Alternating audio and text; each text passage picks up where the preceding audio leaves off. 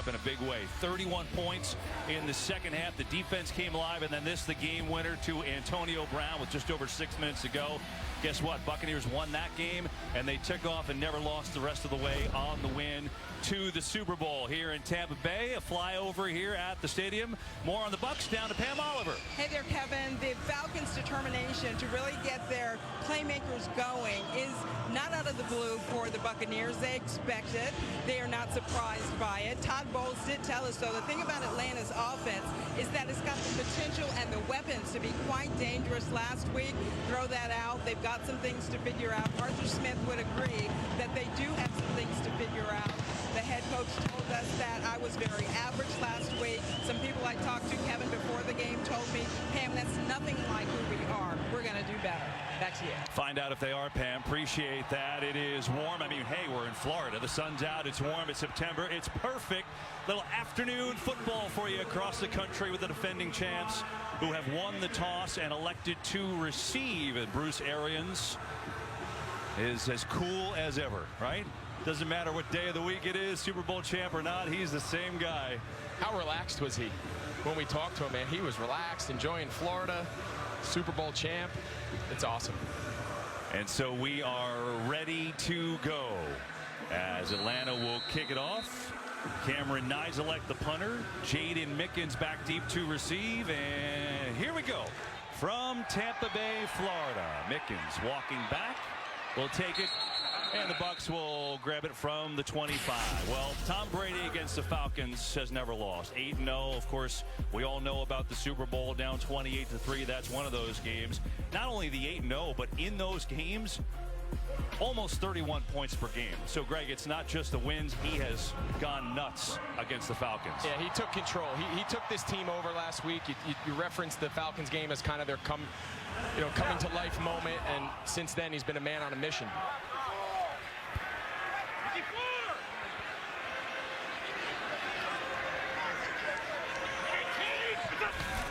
From the 25 on the fake, it's Brady, has a all day, lets it go, it is caught. Evans comes to grab it. He was quiet last week, and on the first play, Mike Evans comes through with a quick 20-yard pickup. Mike Evans, you touched on it. He didn't get a lot of action last week. From the time Tom Brady takes the snap here, this ball's going to Mike Evans, trying to get one of their top players involved early. Great hands catch. They got to find ways to find him space on the outside when every defense in the league is trying to take him away. They will run it with a jumbo formation. Good move, Ronald Jones. And Jones has 8.5 yards on the carry. And interesting there because he had another quiet week last week. Fumbled, did not get back in the game. Bruce Arians kind of gave us the hint. He might have a big role behind this offensive line, which because this team is so good, maybe they don't get enough credit. They don't. And I'll tell you, you hear him talk all week. The relationship they have with Tom Brady, the way they work in meetings, develop a pass protection plan, they have really gelled over the last year and a half or so. And it's a big reason Brady can do what he does with these offensive weapons. Well, it's 2nd down and 2. 4-man rush. Brady taps the ball, throws. Evans again down the seam. It's another first down for the Buccaneers. Bruce Arians talked about it. He said if they want to play too high, we can still attack it in the passing game. You'll see Mike Evans here. He's just going to run right down the middle of the field. Aluakon's supposed to carry that middle, but that's a tough matchup for a Mike linebacker. I love early in the game, after a quiet week, Mike Evans comes out with 2 huge catches in the first half. First possession of the game, get him back rolling. 3 quick plays for 53 yards for the Bucs. Another fake. Brady lines up, guns it. End zone tip at the last second. Terrell, the second-year pro from Clemson. That would have been a touchdown to Antonio Brown. He saved it. It would have been a touchdown to Antonio Brown, but I think it would have been a touchdown to Gronk, too. Gronk came out in that seam, kind of where we just saw Mike Evans catch the last pass. And I think, listen, I'm not here to question Tom Brady and where he goes the ball, but I think if he puts that ball on Gronk, he walks in. But nonetheless, a nice play by A.J. Terrell. 54!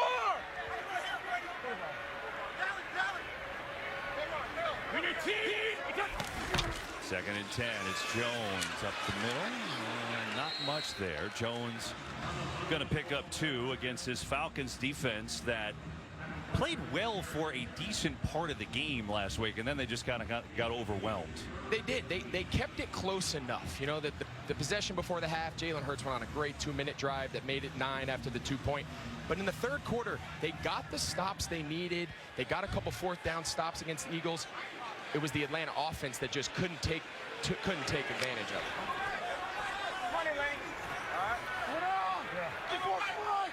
Leonard Fournette in the game, number 7. Still so strange to see those single numbers on some of these guys. They clock at 1. Brady blitzes coming, sees it, goes the other way. He's got a catch, it's Gronk, and he's in for the touchdown.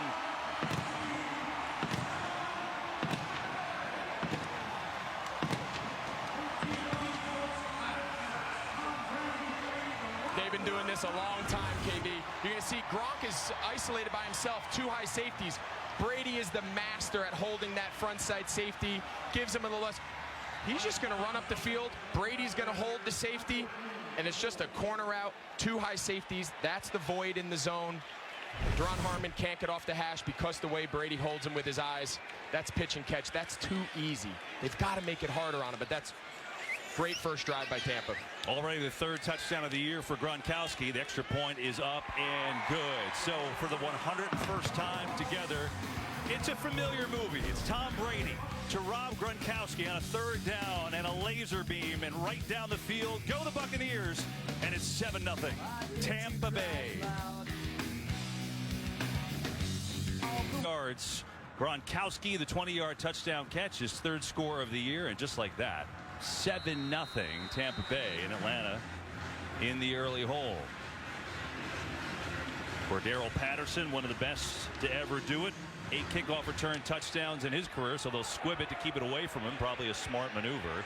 Be taken by the up back there, and that's going to be Avery Williams. Greg, you said that Gronk was open a couple times on that last drive, huh? Yeah, I'm not sure the plan here. I mean, one of the best players in NFL history.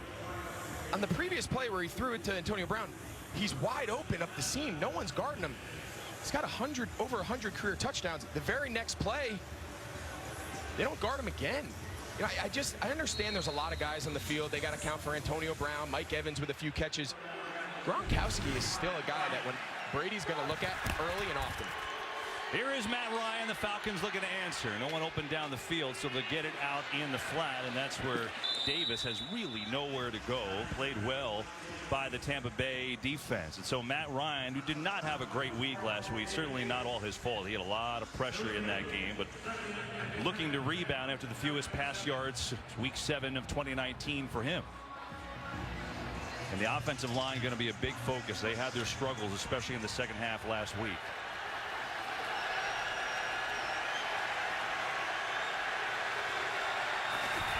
There's a little flip to Davis. Gets a block and another. Good run this time as Davis is up near the 34-yard line. Bring up a 3rd down and short. For this Falcons offense, Jalen Mayfield, the rookie, had a tough time last week. Hennessy is essentially a new center, 2nd-year player, so that bears watching for Atlanta. And also, Greg said this at the beginning, getting the skill players involved early. We have an injured player. It's Carlton Davis, the Buccaneers' best corner. And that's an issue. We weren't sure if he was going to play. He injured his hamstring Friday in practice. And, of course, is out there playing, but now down. And consider the fact they just put Sean Murphy-Bunting on the injured reserve with an elbow injury, so that's a problem. We touched on it in the open. As talented as this group is, this Bucs defense, the back-end secondary, it's not for the lack of talent. They have some, lack of experience. They have a couple injuries. Now we see one of, their best corner now, who we weren't sure if he was even going to play, not make it through the second play.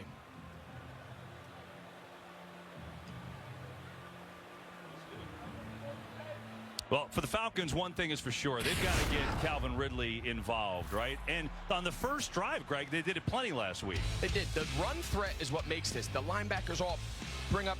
Calvin Ridley finds a soft spot right behind. That's play 1. First play of the season, he's on. Now, they get a similar look here. They don't get quite the play out of the linebackers, but the difference is Matt Ryan has no time to set. That Eagles defensive line took over the game. They overwhelmed Atlanta. So Calvin Ridley didn't get the targets throughout the course of the game that he got early, but a lot of that was due to Matt Ryan not having a lot of time to let his routes develop. Right, and I saw that in the second half. You see 3 catches first drive, 2 after that. They're going to have to get him involved here today. So Ross Cockrell comes on to play cornerback now with Carlton Davis out of there. Ridley lined up top of your screen now if you're looking for him on a 3rd and 3. Ryan, quick throw, and that is incomplete. Cordero Patterson just kind of got jammed and never got off it. Jordan Whitehead did the job on defense, and they'll force a punt. Great job by Whitehead. He knows Tom Brady's got to get the ball out, right? They have an all-up pressure there. He knows the ball needs to come out. Ryan, he's forcing this ball. He does a great job jumping. It's going to get out of his hands quick. Matt Ryan knows that rush is coming. Whitehead does a nice job just jumping at, playing the sticks. Early 3rd down stop. So Tampa Bay goes right down the field and scores. Atlanta goes 3 and out, and they will punt it away. Cameron Nizelek.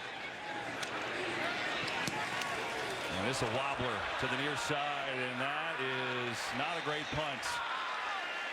And so the Buccaneers, with all kinds of momentum in the early going, see what they actually spy. Keep going up to the 36. And so we'll see Tom Brady on the field. He didn't do a heck of a lot of work. It was like 2 minutes, a cup of ice water, and a touchdown. MVP's back on. We're about the longest tenured Buccaneer. Levante David, Devin White. They force a 3 and out. Buccaneers 7-0 on the 20-yard touchdown to Rob Gronkowski. And here they go again from their own 36 with Fournette in the game. But they'll throw it. Blitz picked up. Throw and catch to Chris Godwin, who's got his first one here tonight. And quickly, Buccaneers go into Falcons territory. Gain of 17.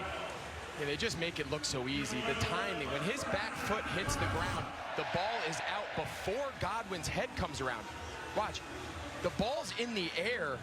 There's no defending that. The defenders don't have a chance to drive the ball when the quarterback hits his back foot and gets the ball prior to the receiver coming out of his break. Here's Fournette, gets his first carry. Right side, not much there, but patient by Fournette.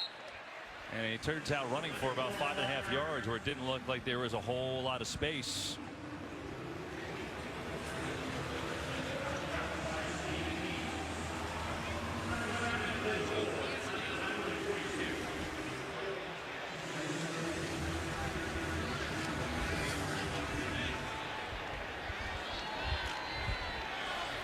The Buccaneers, I mean, it feels like we've just started. They've got 98 yards of offense already. Not even 5 minutes into the game. Falcons have to do better than that, otherwise they're going to get blown out. On the fake, blitz is coming, set up a screen, a lot of room. Fournette gets a block, and another. Down to the 25. They timed it beautifully, and Fournette, he got a great lead block from Ryan Jensen. You nailed it, KB. Watch Ryan Jensen, the center, right here in the middle. Watch him get out in front of Fournette, stays behind the line, and then watch just Fournette just gets in his back pocket. That's such a well-timed screen. It all starts with the offensive line, setting back, being patient, getting out in front. Brady 5 of 6, 97 yards, going against his former teammate, right? Dean Pease, the defensive coordinator for Atlanta. They won a Super Bowl together in New England, very familiar with each other. A lot of time again over the middle, easily to Gronkowski. Just no resistance early on, and Gronk has another 9-yard pickup. So much of the talk with the defense here in Atlanta was, we don't want him to throw the ball over our head. We don't want him to throw the ball deep. But at some point, you got to challenge him, right? You got to get up in their face and say, all right, you know what? If you're going to go up and down the field, earn it a little bit. You nailed it. There's been no resistance. Everyone they've thrown to has been wide open. I want to see them get up in their face a little bit and challenge them, go down swinging. Bring on an extra lineman here, so they go jumbo formation. Fournette the back, 2nd and 1. Give it to Fournette up the middle, and only needed one. Gets a couple. First down for the Buccaneers. So then what do you do if you're Atlanta right now? I mean, it's chunk yardage for Tampa Bay. Yeah, I mean, you really, it's a double-edged sword. You play soft zones. They want to try to change the look up post-snap. I just don't know what looks you can show Tom Brady that he hasn't seen in 22 years. So I almost feel like you kind of out-trick yourself, right? Pick your best coverages. Every once in a while, sprinkle in, getting up in their face, challenge these receivers. They've got to close these cushions down.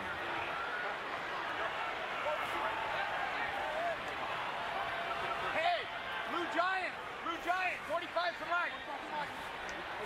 We need team.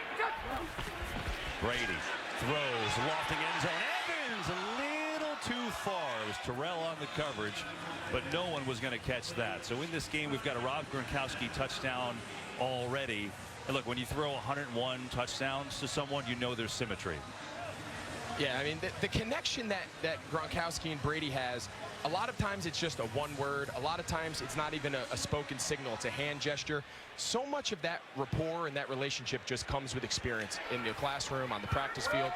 They've played in so many memorable games together. They have such a level of trust, especially down here in the red zone.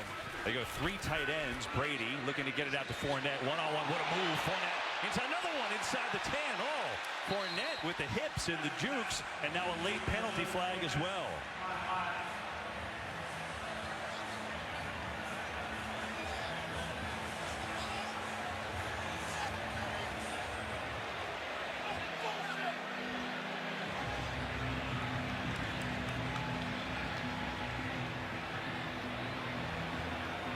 Personal foul, unnecessary roughness, number 66 offense. That foul occurred after the play was over. The down counts after the 15-yard penalty. Third down. Yeah, Jensen is known for kind of pushing the envelope a little bit. They call that cleaning the pile, KB, and the NFL's really trying to get away from it. They're trying to protect these defenders. Jensen is known, though, to kind of play right on that edge. He sets the tone for this team, but every once in a while he takes it a little too far. So the first real mistake. And they're going to back it up. Make it a 3rd down and 20 now. Brady, 4-man rush, has a little pressure coming. Hit, fumble, ball is loose. It's picked up by Atlanta. And the Falcons get a big break. Dante Fowler with the sack and the forced fumble. Michael Walker picked it up. And boy, did the Falcons need that. Brady finally gets some pressure with Fowler. And the Falcons grab it. Turnover. Atlanta football down 7.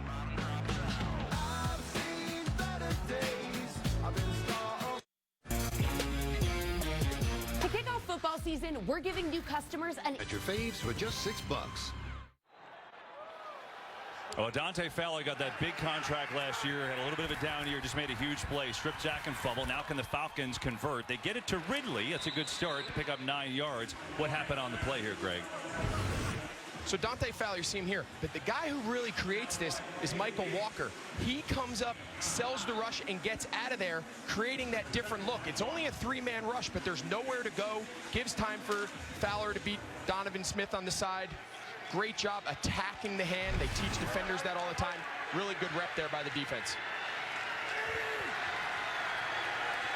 Falcons will run it and run into a brick wall. I mean, nowhere to go.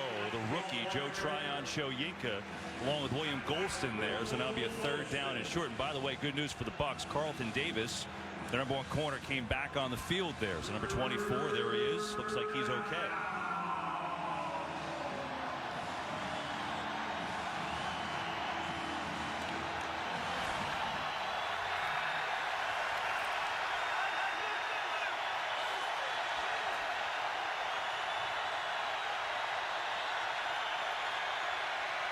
Third and 2.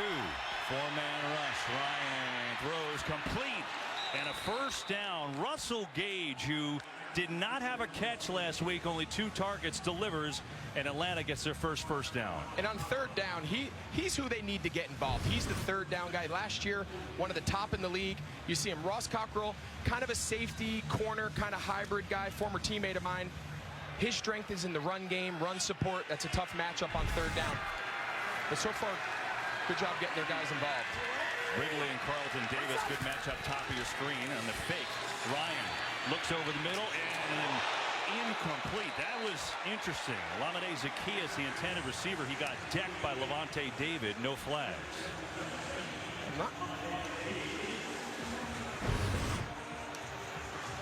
It seemed to me like he had 2 guys in the same spot. Zaccheaus is just running a... Yeah, I think Zaccheaus either... Gage didn't get enough depth, or Zaccheaus was a little deep on his mesh, but the spacing between those 2 crossing routes wasn't great. And it seemed to me like Matt Ryan kind of held that one back. He wasn't real sure where he was throwing it. Falcons go 5 wide. 2nd and 10. 4-man rush, stun up front. Ryan in trouble, gets away, looking, throwing across his body, has a completion across midfield. It's Lee Smith, who's really the blocking tight end, the 3rd tight end. His first catch on the year. Great job there by Matt Ryan, kind of keeping this play alive. This O-line has held in there so far. It's not an easy feat. They're giving ground. They maintain their blocks. See him going hurry up here.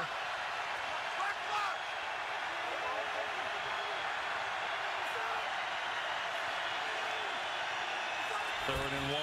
Patterson has the run, and it's close. I think he's a little short.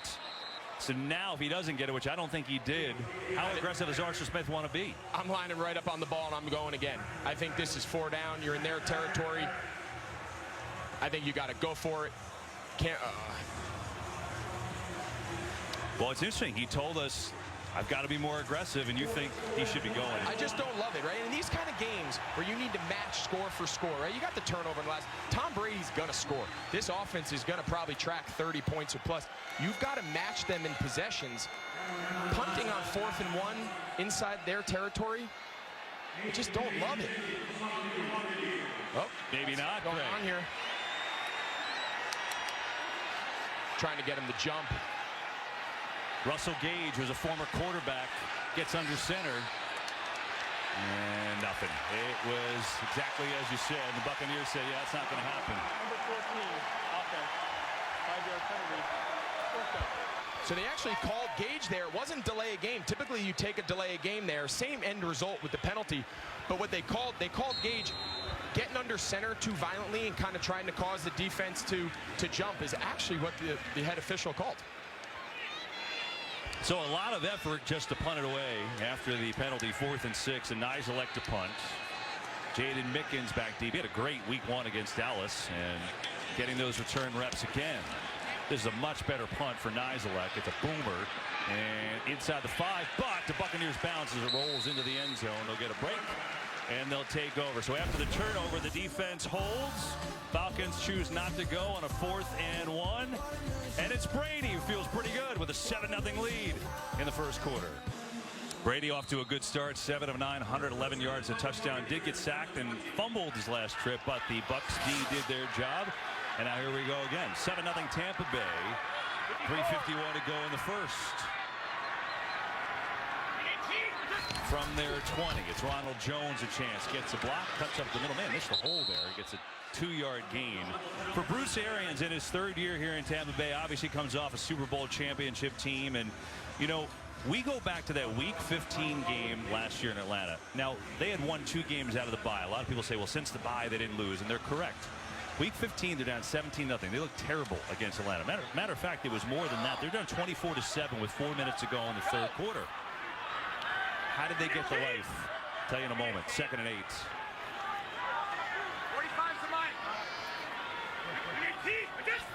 45 is Deion Jones. Blitz is coming, incomplete to Ronald Jones. So Bruce said, I went into halftime, talked to Byron Leftwich, and I said, you throw every home run play we got out there in the second half. Yeah, and he told us, he said, the days of just dinking and dunking, they're done. We tried it, we're moving on. And he said from that point forward, Tom Brady completely bought in, and that offense just took off. 30-point games through the entire stretch leading to the Super Bowl. Sometimes to have a special season, it takes that particular turning point to kind of be the jumping off point. That halftime was that moment. 3rd and 8 here. They run a stunt up the middle with Fowler. It's blocked. Brady sidearm there, and it's incomplete. Oliver on the coverage, intended for Mike Evans, so the Falcons D gets a stop. We get a game break. Say hello to Carissa Thompson. Hello, Kevin. Cardinals trailing 7-0 against the Vikings. 3rd and 10. Kyler Murray buys himself some time before finding his #1 target, DeAndre Hopkins, for this 15-yard score. We are all tied up at 7. Kevin, Greg, and Pam. Carissa, thank you. I'm wondering how many sacks Chandler Jones has already. He had 5 last week, right? It's incredible. Unbelievable. So the Falcons get a big stop here, Greg. Defense forcing a 3-and-out. Avery Williams back deep to receive, the rookie, who was an electric returner in college. High kick. Williams gets under. Has some room. up the middle, 35 up to the 36, where Atlanta will take over. Next weekend on Fox starts Saturday strong. The big noon kickoff pregame show at 10 Eastern, live from Soldier Field in Chicago. Then at noon Eastern, great game. Jack Cohn, 12th ranked Fighting Irish, taking on number 18, Wisconsin. It's a huge big noon Saturday, 10 a.m. Eastern, 7 a.m. Pacific on Fox and the Fox Sports app. Those guys have been on the road every week. Love it. Some great atmospheres. Fun one yesterday in Norman with Oklahoma outlasting Nebraska. 7-0 Buccaneers over the Falcons here.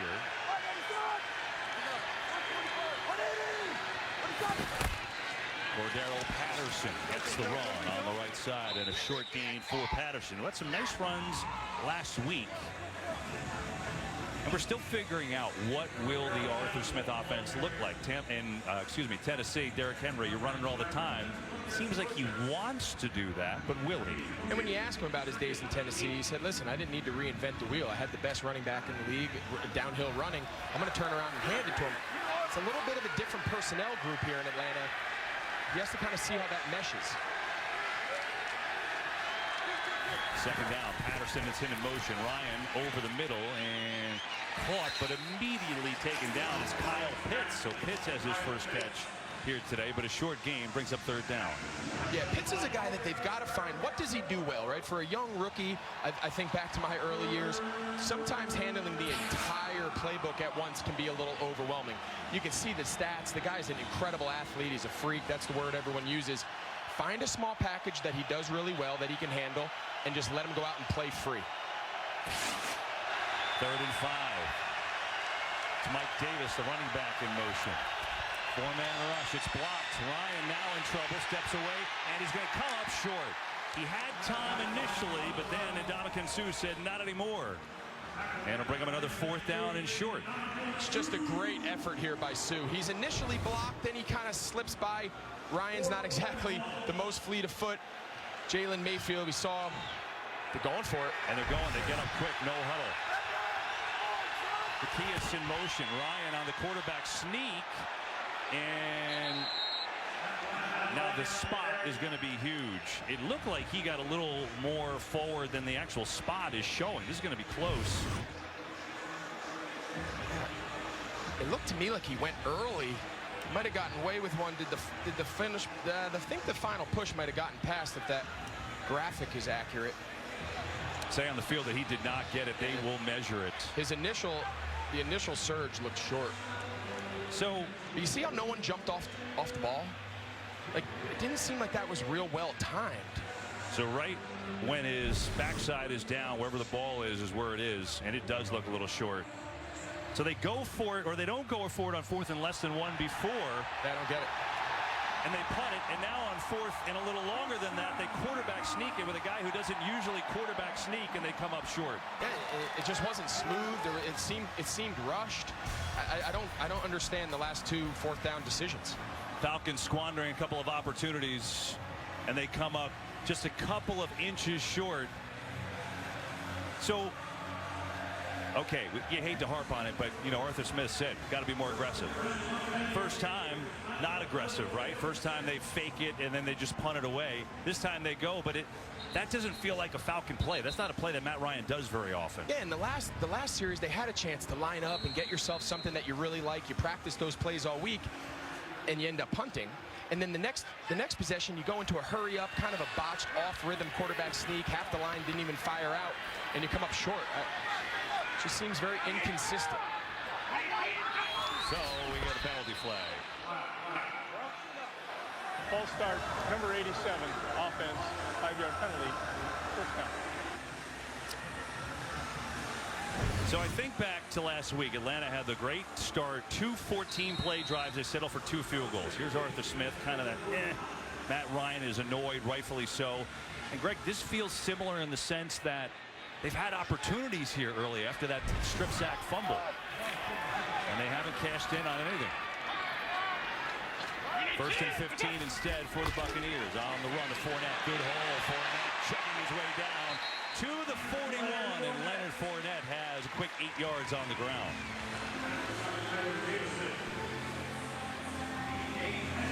This is an underrated element of this Bucs offense. You know, Mike Evans and Antonio Brown, and Tom Brady airing the ball out. He's got two really good running backs that if a team wants to play soft and a team wants to play deep, they're willing to get under center and turn around and hand this ball off 35 times a game if they have to. They'll run it again. Fournette off the left side this time, and he's going to be 2 yards short of a first down that I would think would take us to the end of this first quarter, if the Bucs are so inclined. Looks like they are so inclined.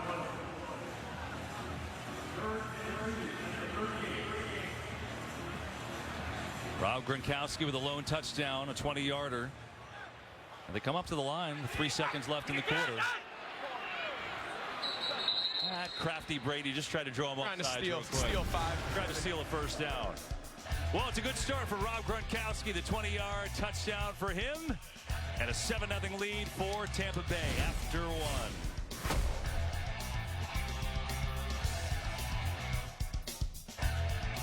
Buccaneers in front. Yardage-wise, obviously they've dominated, but the one turnover has kept the Falcons a little closer. 3rd and 2 to start the second. Giovanni Bernard in the game at running back. Falcons show blitz. They come with it. It's blocked and it's caught for a first down. Easy pitch and catch to Godwin over the middle, and that moves the chains with a gain of 8. And now Stephen Means is the injured Falcon player.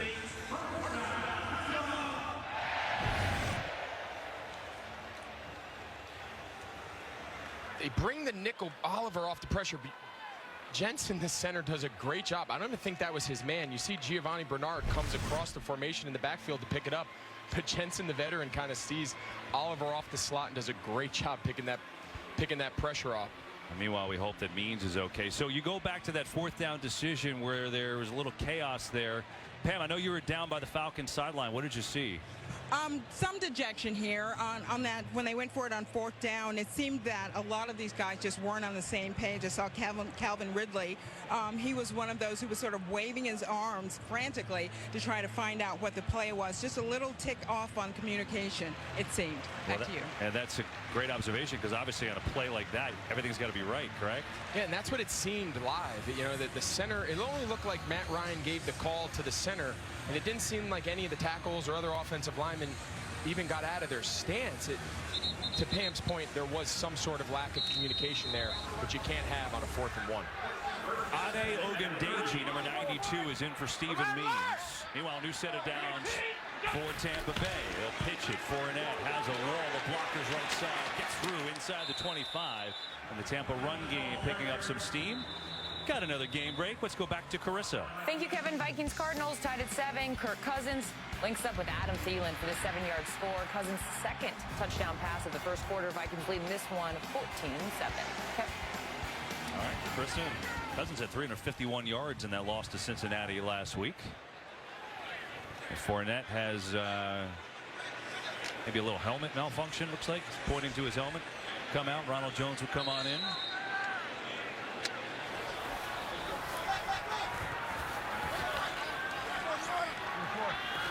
Domination in terms of total yards so far. Fake the run. Brady has a lot of time. Going to loft it, corner of the end zone. Godwin, he's hit early, and that's going to be pass interference all day on Terrell. Just a young player panicking. He thinks he's beat. Godwin throws his hands up. Pass interference. Number 24, defense. That foul occurred in the end zone. The ball will be placed at the 1-yard line. Automatic. First down. You see, he's in good shape, KB. He's got great coverage. He's right on his hip. He just missed times playing through his hands. He's just got to be more patient, locate the ball with his eyes, and wait to come until Godwin makes an attempt at the ball. He's a beat too early. The Bucs bring Vita Vea in the game, their defensive tackle, who might be the biggest fullback in history right now. They're going to fake it. Going to throw it. It's corner of the end zone. It is caught for the touchdown. Another one to Gronkowski.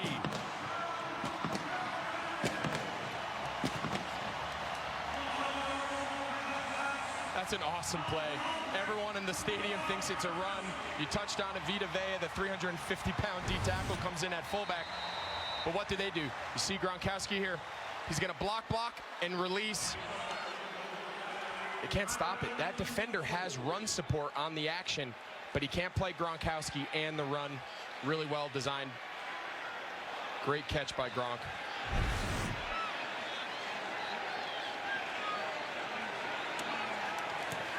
Well, this way, Rob Gronkowski is on pace for 34 touchdowns this year. Remember, there's 17 weeks. He'll get an extra game. He might get there, honestly. He might have 34 today. He's on a good pace. Pretty solid. 2 touchdowns to Gronk in his 14-zip Tampa Bay.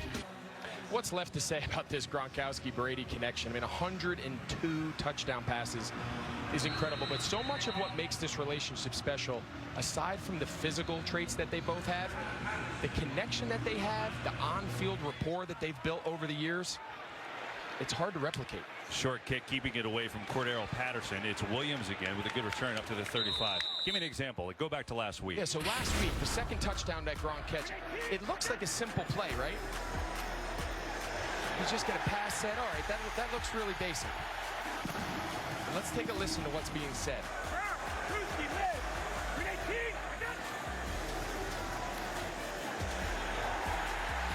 So Donovan Wilson has Gronk man-to-man there. Brady sees pre-snap, gives him the brewski call. As Ryan over the middle, and it's Gage has a catch, quick 5 yards. He gives him the brewski call. They're the only 2 guys on the field who understand. Brady identifies the front. He knows that once Gronk sets on DeMarcus Lawrence, Donovan Wilson, who's guarding him man, is what they're going to call green dog. He's going to add on and pressure. Now Gronk's running a route versus defensive lineman pass rusher. It's an easy touchdown. So no one else on the Bucs offense knew what was going on, just those 2? Just those 2 guys. One word, brewski, calls his name. Cordero Patterson on the swing pass has a nice block and a move and a first down, and Patterson turns on the speed inside the 40 and a big gainer for the Falcons, and they needed it. Chris Lidstrom was out there providing the block. It's an awesome play. They did a great job with Kyle Pitts. They kind of ran them on like a hide route up the backside sideline to clear it out, to set up the screen to Cordell Patterson with his O-line out in front of him. That's the Buccaneers' other cornerback, Jamel Dean, who's starting today with the injury to Sean Murphy Bunting, as now he gets up. Now Murphy Bunting had that horrific elbow injury last week on injured reserve now. Dean is 35. Ooh, see the ankle there. Could have been a lot worse. Here's Gage, who... I don't love that. It's not great. Don't love that. Coming off the line. You don't want to speculate, but it's not a good body language. So now Gage, 10-2 for Atlanta, as they're going to go a couple tight ends, make it 3 tight ends on this formation on a first down. Ryan on the fake. Tried to go deep, now reloads, has a man deep, wide open, and is caught by Pitts, who slips and falls down, but gets up and maneuvers his way down near the 15. Nice route design. Matt Ryan wanted to go deep there. He did a great job. The safety ended up not cutting Pitts. Watch. Pitts goes. Winfield stays deep on the big post, which opens up Kyle Pitts. Matt Ryan had just enough time with pressure in his face to just put that out to the rookie. I'm sure he'd like to keep his feet, but nice big chunk plays. Those are the down the field chunk plays that his athleticism Atlanta wants to try to take advantage of. Just one wide out on this play. It's Zacchaeus for the Falcons, who's in the slot, number 17. On a first down, Atlanta, a couple big plays on the drive, trying to get back into it. Ryan pressure throws. Cordell Patterson has it, and he's hit right away at the 10. And this is where the Falcons had problems last week, and this is where they had problems last year, scoring touchdowns in the red zone. Yeah, and Matt Ryan and Arthur Smith, they came in knowing this was something they needed to improve on from 2020. Again, early in the season, last week against Philly, 2 early drives only resulted in 6 total points. If they're going to keep pace with Brady, they can't waste red zone opportunities like this. 2nd and 6, pitch out, Patterson. Good cut. Cordell Patterson breaks the tackle, and he's in for the touchdown.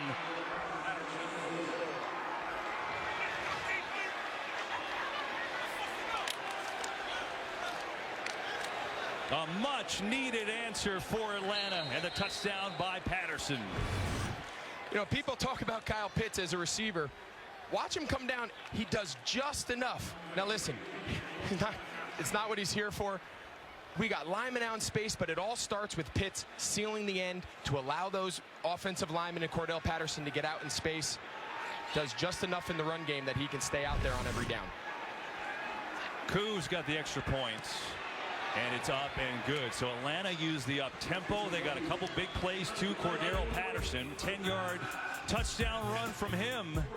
Had a big catch on the drive as well. And the Falcons back in this game here in Tampa Bay, down by 7.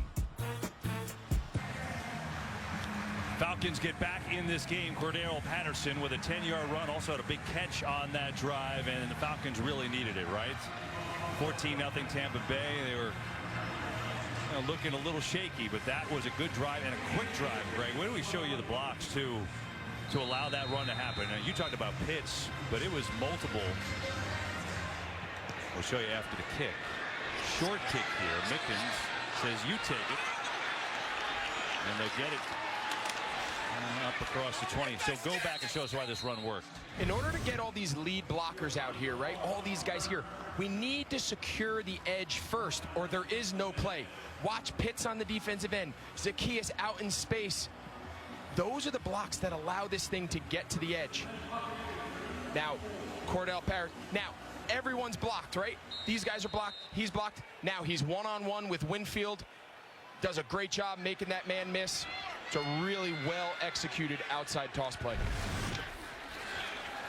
Tom Brady on the fake, loading up, going deep, way down the field for Evans, and he overthrew him.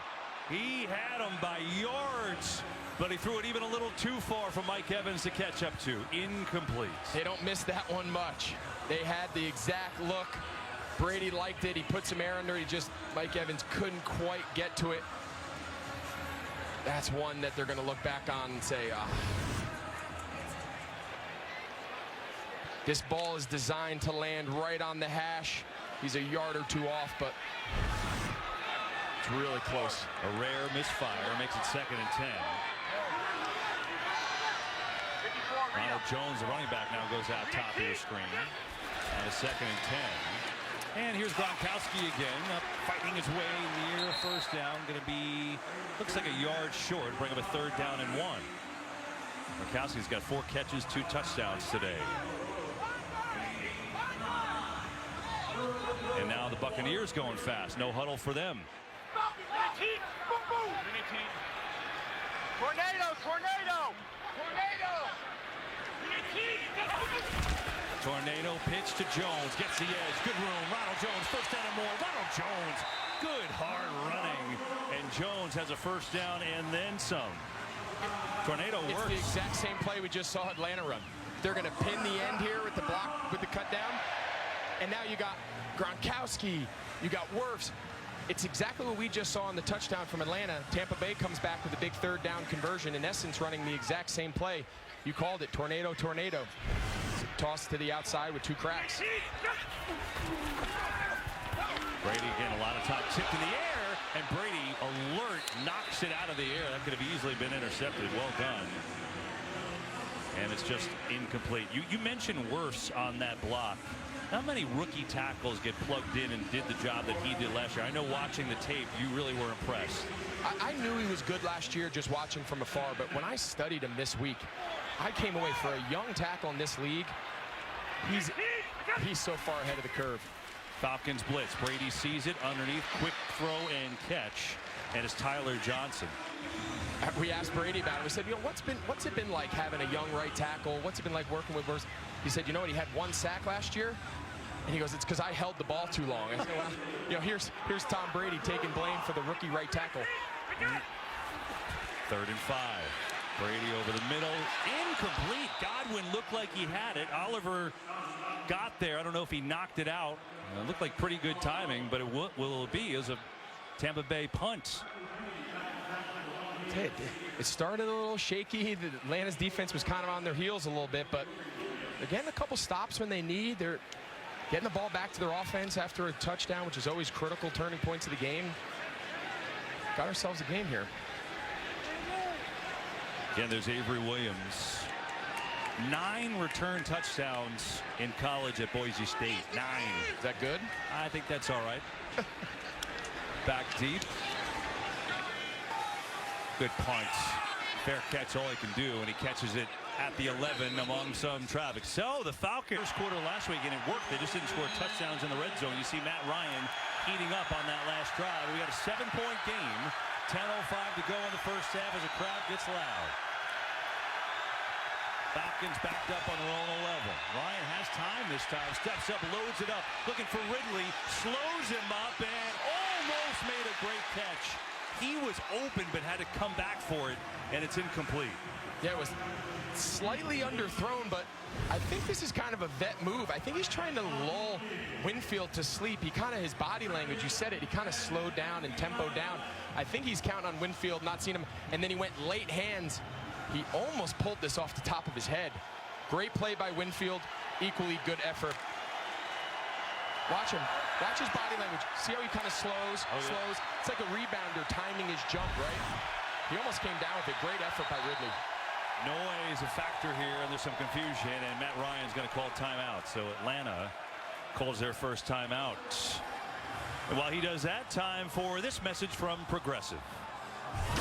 Progressive presents At Home with Baker Mayfield. I'm happy she's renovating her kitchen, but if I have to hear about subway tile one more time... I know, right? She acts like she's the first person to ever put it in her home. Hello, 1904? Thank you. Oh, there she goes.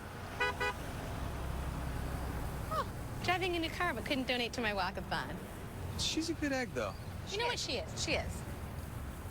Did you hear she's pulling her kids out of tennis? Stop it. Again?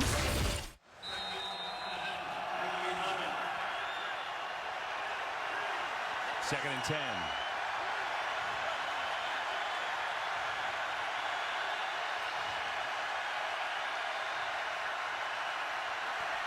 Four-man rush. Ryan, quick hits underneath, and he's got to catch a Tajay Sharp.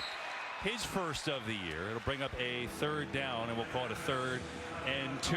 So a little resiliency by the Falcons here, huh? And Arthur Smith has to be happy. His team took a couple early punches, but they're fighting back now. They have a lot more life than they did in the first quarter. They got a chance here if they can sustain this drive.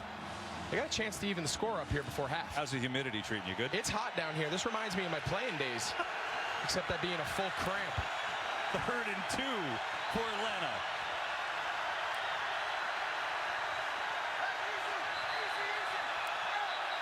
And a penalty. See, Devin White was charging up to the line. See if he got the... Start. Number 18, offense, 5-yard penalty, remains 3rd down. Well, that's on Ridley, the receiver. Penalties really hurt the Falcons last week. They had 12 for 99 yards. That was their 3rd one here tonight, but it moves it back to a 3rd and 7 now.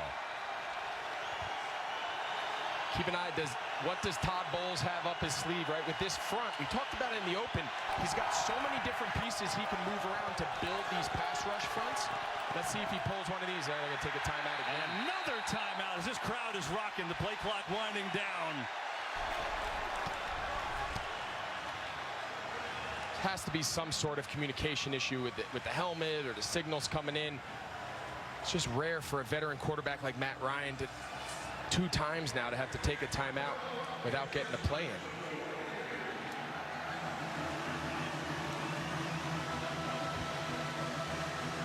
Well, now a 3rd and 7. We came into this game, Arthur Smith told us, I've got to get it to my stars. We saw the attempt to get it to Calvin Ridley earlier. He's got just 1 catch for 9 yards. Kyle Pitts, 2 catches, 28 yards, had the big one on the touchdown drive. But again, I think you're going to need more, and maybe you're going to need it on this 3rd and 7.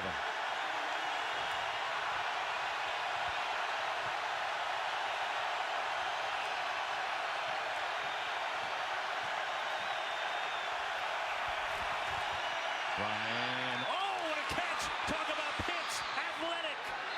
That was incredible. It was behind him, and there's your welcome to the NFL moment for Kyle Pitts. He picks up 24. But watch the ball placement. Not perfect. He just reaches back with his right hand and just snags it. Watch.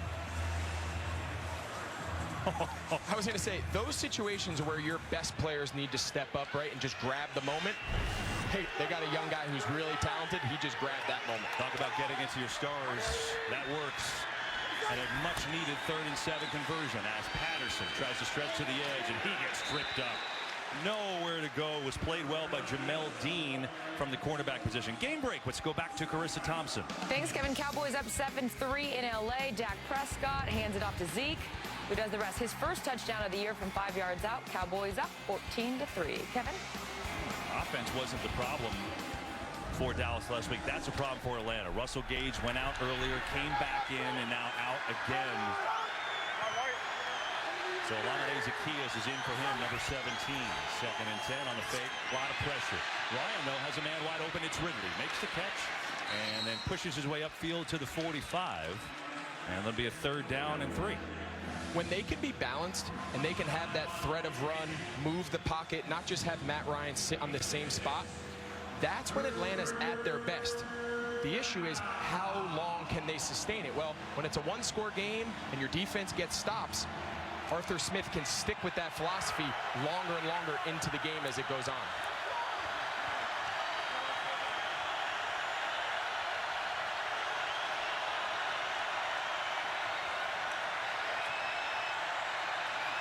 Third and 3.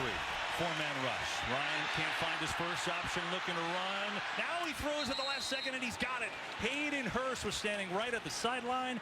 He's got a 1st down into Tampa Bay territory. Tampa Bay shows, but watch these guys get out. Now Matt Ryan knows he's got 7 in coverage, buys a little time. Again, he's running to be a thrower. Hayden Hurst, great job on the sideline with his feet. They got something going here now, KB. Keep the pressure on this Tampa defense. Christian Blake now in the game, a wide receiver again, with Gage out of the game and hurt. There's Tajay Sharp.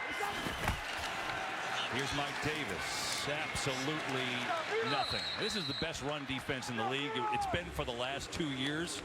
And, yeah. And there's a lot of reasons, right? And Ndamukong Suh, Vita Vea, I mean, you can't move those guys, right? They're taking up the whole line. But another key piece to that is they face the fewest amount of rushing attempts. And a lot of that is teams just coming into the game saying, we're not going to be able to run the ball on this. It's going to be a pass-happy day. They don't face a lot of runs, but the times they do, they're very effective. They are. You saw Gage walking back to the locker room. We'll get an update on that when we can from Pam. 8th play of the drive for the Falcons, looking for the tie here late in the first half. Ryan slings it out to Davis in the flat against 2, and he gets stuck. Oh, Levante David. Big-time tackle for only a gain of a yard. If you're going to play soft zones and allow the quarterback to check down, you have to tackle in space. That's a form. Day 1, that's a tackle. For every kid watching at home that wants to learn how to tackle, that's how you tackle. Watch, keeps leverage, head to the side. Did a great job leveraging Davis there. That's textbook. Back-to-back 3rd down conversions on this drive. This is a 3rd and 9.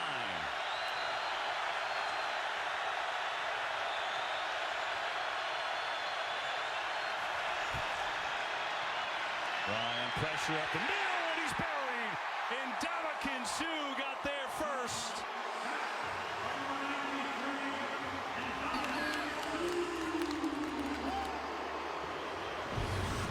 They call these ETs. Watch Suh go out. Shaq Barrett comes underneath, and then Suh just runs right through Caleb McGarry. Those TE stunts between 2 guys like that can rush the passer are so hard for these O-linemen to pick up.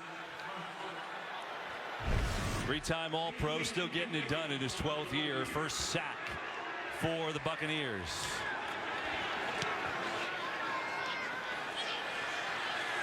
Mickens going to let it go. Kind of bounces in place, and the Buccaneers backed up at their own 15. You know, Buccaneer Bay, it was a place to be, right? If you're Tom Brady, at least the cartoon version of Tom Brady up on the yacht. Tom's got 7 of those, so he could afford to lose one down in the river. But, you know, here at Gronk, it was Cameron Brate in real life. He's been in 10 Super Bowls. He's won 7 of them. He's got all those trophies. And you know what? They're looking to add another one. They're going to go across the country if they're going to get there this time, because 56 will be played in L.A. I think I would have given anything in my life to be at that boat party after winning the Super Bowl. Here's Fournette. Nice move. And Fournette's going to pick up 4. That looked like a lot of fun. Unique, to say the least. I think they all had their fair share of fun. I think Brady might have been leading the charge. Well, Cameron Brate, you know, we had fun in that cartoon. Tyler Dare did a great job putting that together for us. Cameron Brate's the guy that caught it. He said that was the biggest catch of my life. Could you imagine dropping the trophy into the water? That would have been a story that would have lived forever. 2nd and 6. Blitz. It's picked up. Brady slings it to Godwin. Oh, a beauty and a dart from Brady, and Godwin out to the 45. He's got a 26-yard hookup. He's just going to run what they call a basic. Oliver's going to sit on Brate, and he's just going to wrap right behind him. What offenses want to do is they want to create layers in the defense. They want to put vertical stretch, meaning Brate's going to sit in front of Oliver, the defender. Godwin's going to get deeper behind him, and he's just going to play off that defender. If Oliver jumps Brate, as he did there, he throws it behind him. If he gets too much depth, easy check down to Brate. It's just so easy and basic for this offense. 3 catches, 50 yards for Godwin. Fournette's got it, who breaks a tackle of Fowler, and then is smoked by Oluokun. Good tackle. Foye Oluokun really had his breakout year last year for Atlanta. I mean, his first full year starting, he led the team 117 tackles, 2 interceptions, 3 sacks. By the way, he was an economics major at Yale.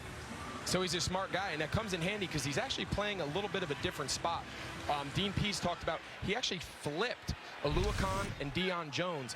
Oluokun, a little more of a downhill player in the conventional Mike position. Deion Jones, the will linebacker, playing a little bit more in space. 2nd down, Deion Jones coming on the blitz, and Brady gets rid of it and has the hookup. He got a nice chip block, and he found Antonio Brown for the 1st down. Now Brady knows, he sees the pressure there by Jones, so he knows they're a man short. So you can see, once he knows that that's picked up, he's going to throw that ball in the empty zone, and that's exactly where Antonio Brown ended up. We've hit the 2-minute warning in Tampa Bay. The Buccaneers defense with the help of a loud crowd. And now the offense on the move. With the two have been in stride together since, well, really since the bye, and certainly since that Atlanta game last year. Buccaneers by 7. On the move 2 minutes ago. Down the seam. It is Howard who delivers. O.J. Howard, who missed most of last year with a ruptured Achilles, he contributes with a 21-yarder. They got all 3 tight ends on the field. They got Gronkowski on one side. They got Howard and Cameron Brate on the other. And they end up just running a 4 vertical route. All of them run down the seams.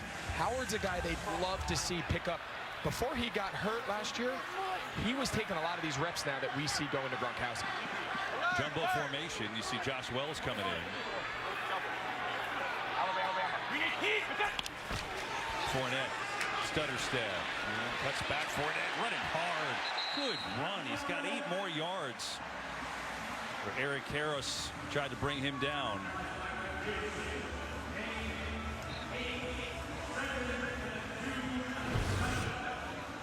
This is a great use of the time here, right? They want to bleed this clock, either force Atlanta to take their last remaining timeout, or at the very least, you score here. Oh, someone's taking a timeout now.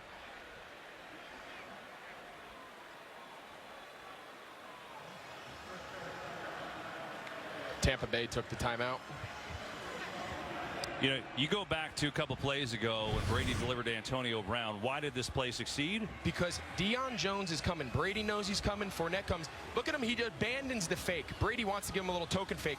Once that blitz is picked up, they're short a man to that side, and that's exactly. Brady knows if we can get Deion Jones blocked, I'm coming out of my fake, turning around, and this ball is going. Look at Fournette saying, I got you, buddy. I got you. And Brady's like, appreciate that. Appreciate that pickup. And now on the next play, look at it, hard running. A couple plays later, running right at their face. That's being an all-round back. 8 for 45 rushing for Fournette. Couple catches too. 2nd down and 2.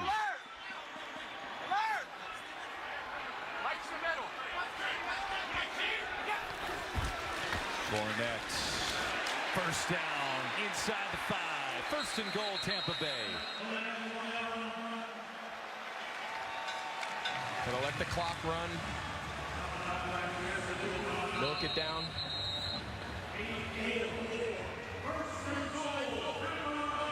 Maybe not. I guess they'll call a quick timeout here to talk about things with 46 seconds left. Allows us to check in with Kurt Menefee. Coming up on the Verizon Halftime, we'll do our version of the Wild Wild West with the Cowboys heading out here to Los Angeles to take on the Chargers. Meanwhile, Seattle hosting in front of the 12th man for the first time this year, taking on the Tennessee Titans. It's all coming up on the Verizon Halftime. I better get back inside. Kurt looking good. So's that drone shot. Well done. 14-7 Tampa Bay in front of Atlanta with 47 seconds to go in this first half. Each team with one timeout left. Fournette stays in the game with a jumbo formation. On the fake, Brady fires. Caught! Touchdown, Tampa Bay. Mike Evans.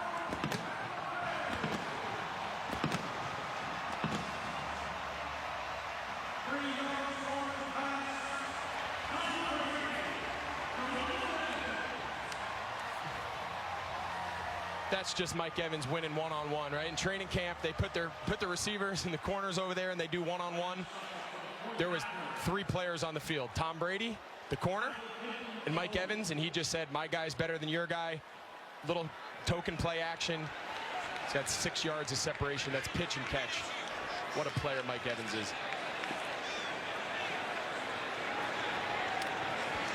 Evans' first touchdown of the year, the extra point by Suckup is up and good. And Tom Brady with 3 more touchdowns here today. 7 touchdowns the first week and a half of the season. This one was easy.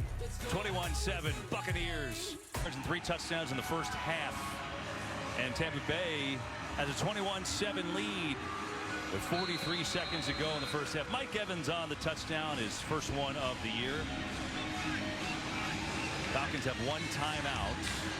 They've kicked it away from Cordero Patterson, and again they do the same thing with Williams. Going to get it to the 30, 35. So Atlanta has time here with 40 seconds and 1 timeout to try at least get into field goal range. Meanwhile, this was really the big play of that drive, the blitz pickup, right? Or one of them. And what makes them so hard is their ability to target different receivers, right? They got multiple tight ends, they got multiple receivers, multiple backs. It's for a defense to come in and say, we got to take away that guy. They really can't. You got to try to take away the entire scheme. And so far, nobody's cracked the code. Atlanta has time. 1 timeout left. Koo's got a big leg for field goal range, but they got a way to go. Blitz coming over the middle, caught by Pitts, and Pitts is up to midfield. Now do they go and save that timeout? Looks like they're going to try and spike it. Little confusion putting the ball down there. 26 seconds. They won't spike it. They'll run a play. 23 seconds. Buccaneers jumped off sides. I think ball is loose. Fumble picked up by Tampa Bay. It's White. Devin White's got it. Going to walk in for a touchdown. If for some reason it's not on Tampa Bay, it's a Buccaneers touchdown for now. Well, let's see what the call is.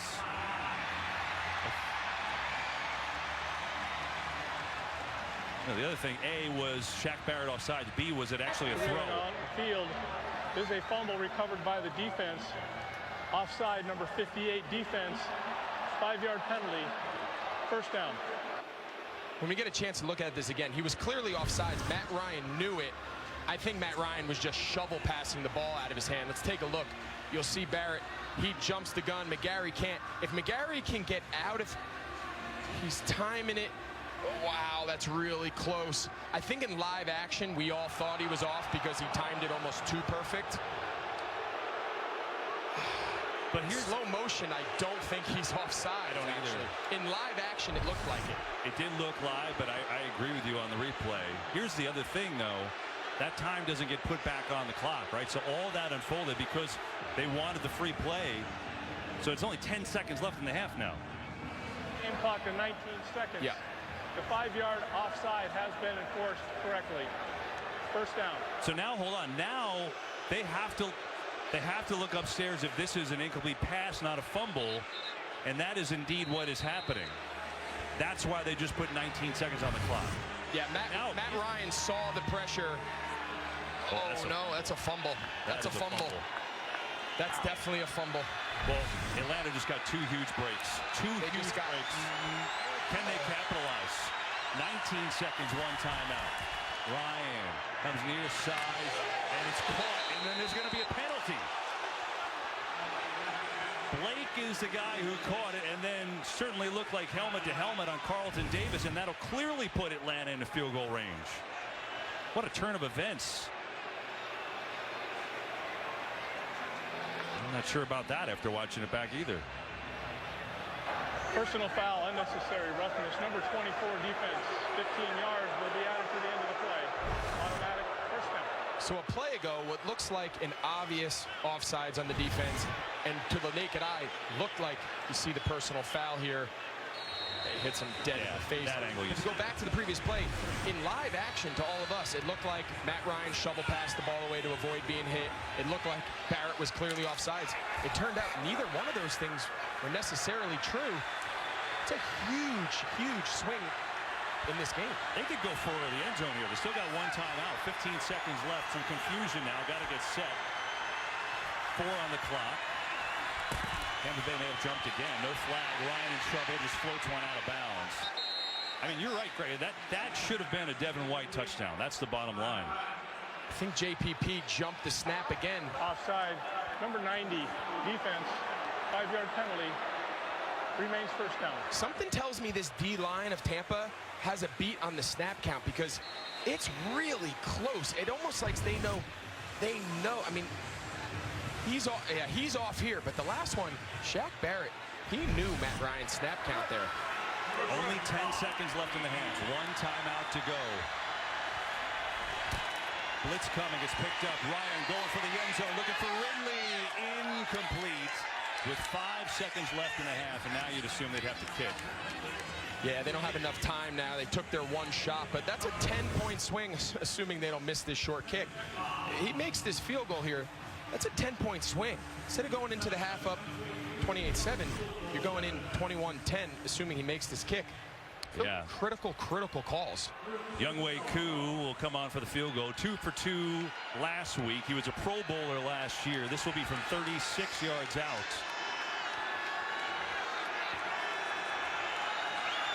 And don't forget, Tampa Bay also used a timeout. They're going to use their final one here. The other point is they used a timeout. Remember before that touchdown, 40-something seconds left, they called a timeout there to save clock when, yeah, kind of an interesting call. And we kind of looked at each other sideways. After they converted the first down, they got a fresh set of downs, 40-something seconds left, and they took a timeout and they scored on the next play.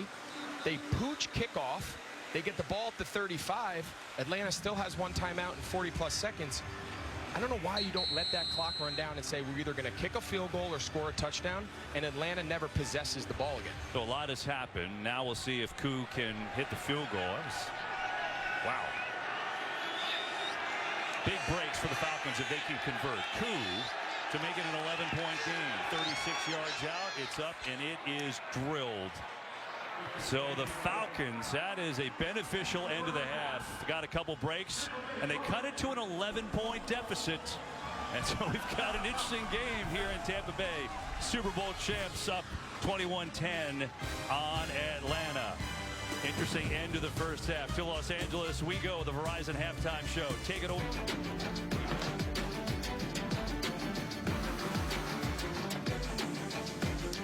Today's game flow brought to you by Progressive. Couple touchdowns for Rob Gronkowski and an 11-point lead for Tom Brady and the Buccaneers as we get set for the third quarter. Back in the broadcast booth, Greg Olson, I'm Kevin Burkhardt. That was a wild end of the half, and quite honestly, the Falcons got a gift. They did, and it started with getting the extra possession with the way Tampa used their final timeout. But from that point forward, the offsides was close, right? It looked like he might have just timed it, but let's just assume he was offsides.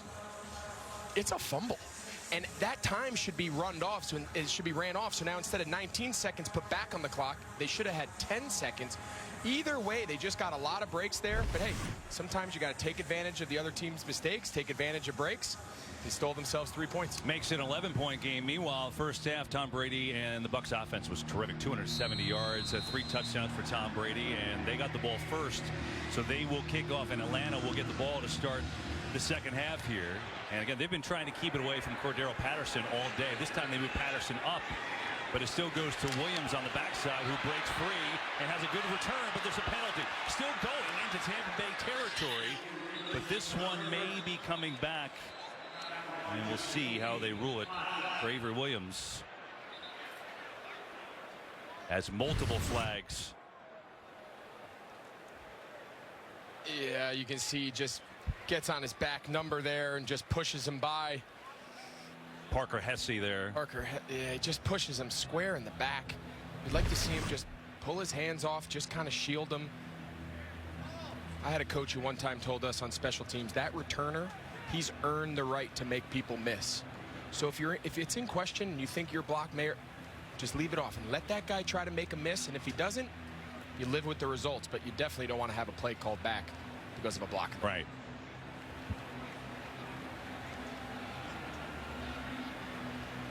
Carl Jeffers, our referee. During the return, illegal block in the back, number 46, return team, 10-yard penalty, first down. All right, let's go down to Pam Oliver.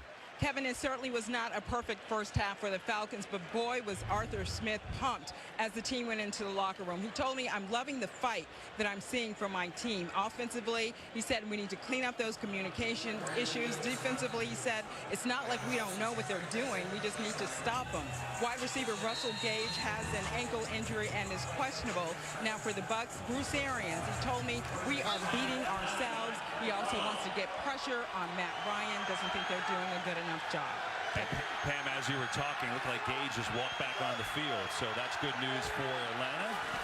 A lot going on at the half. They'll get Davis, try to get him going in the run game. It has a good strong run to begin as Davis out to the 20. He's got an 8-yard pickup. Do you agree with what Pam said about the fight by the Falcons? I do, and I think early in the broadcast we talked about it. It seems like after that kind of slow, sluggish start to the game, especially defensively, the Falcons have definitely developed a little more of a fight, a little more sense of urgency. They finished that half. Now they got to carry it over after the break. Ryan, a throw, quick drop, tipped in the air, and it's intercepted. It is picked off. I think Shaq Barrett is the guy who got his hands on it. It is, and a Buccaneers turnover. It's Vita Vea. Vita Vea, they have a hard time. He gets into those bull rushes. He gets that big hand up. He's right in Matt Ryan's face. Shaq Barrett. Watch Vita Vea. He's the big guy in the middle. He just pushes Hennessy, the center, right back into his lap, gets his hand up. They teach D linemen, if you can't get to the quarterback, when he pulls his hand off the ball, your hand goes up. It's a really good job. That's a tough break for Matt Ryan. I mean, he's got a wide open receiver. But Vita Vea, he finds a way to impact games. So now the Buccaneers offense back on the field with Brady. Good throw all day, going end zone, and that was almost intercepted the other way. Fabian Moreau slid down to get his hands on it, and it's just incomplete. Really nice job there by Fabian Moreau. They tried to get him on a double move there with Mike Evans on the sluggo, pump and go, going for broke there for the touchdown. Great coverage by Fabian Moreau and one of the better receivers in the NFL. See on Ryan, first interception in a long time, and just bad break, right? Vea made a great play. Yeah, those are the kind of, those go in the stats as an interception, but you shake off and move on from those pretty quick. That's just bad luck. 2nd and 10. Brady slings it to Cameron Brate, who's down to the 10. That'll bring him a 3rd down and 2.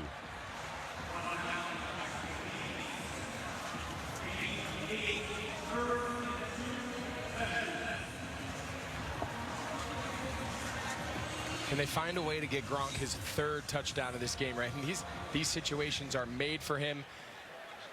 The run is alive, right? So the play action comes in with 3rd and short. The play action over the top. They got Gronk and O.J. Howard lined up together on the right side of the formation. See him right here. Brady looking that way. Pumps, nothing. Looking, gonna run. Tom Brady gonna take off, and he slides down for a 1st and goal. I was waiting for Tom to go airborne there. I mean, what happened? I think he made a business decision. He got the 1st down. He said, no, I got a fresh set of downs. But great, give credit here to Atlanta. They kind of go to a traditional Tampa 2. Monty Kiffin in the house to kind of see it unfold, but no one there. Tom Brady uses his wheels. He's made a lot of plays over the years with his feet. He doesn't get a lot of credit, but great 3rd down conversion, fresh set of downs. They go jumbo formation. Ronald Jones is the tailback. 1st and goal from the 4. Fake to Jones. Brady all day fires incomplete, and a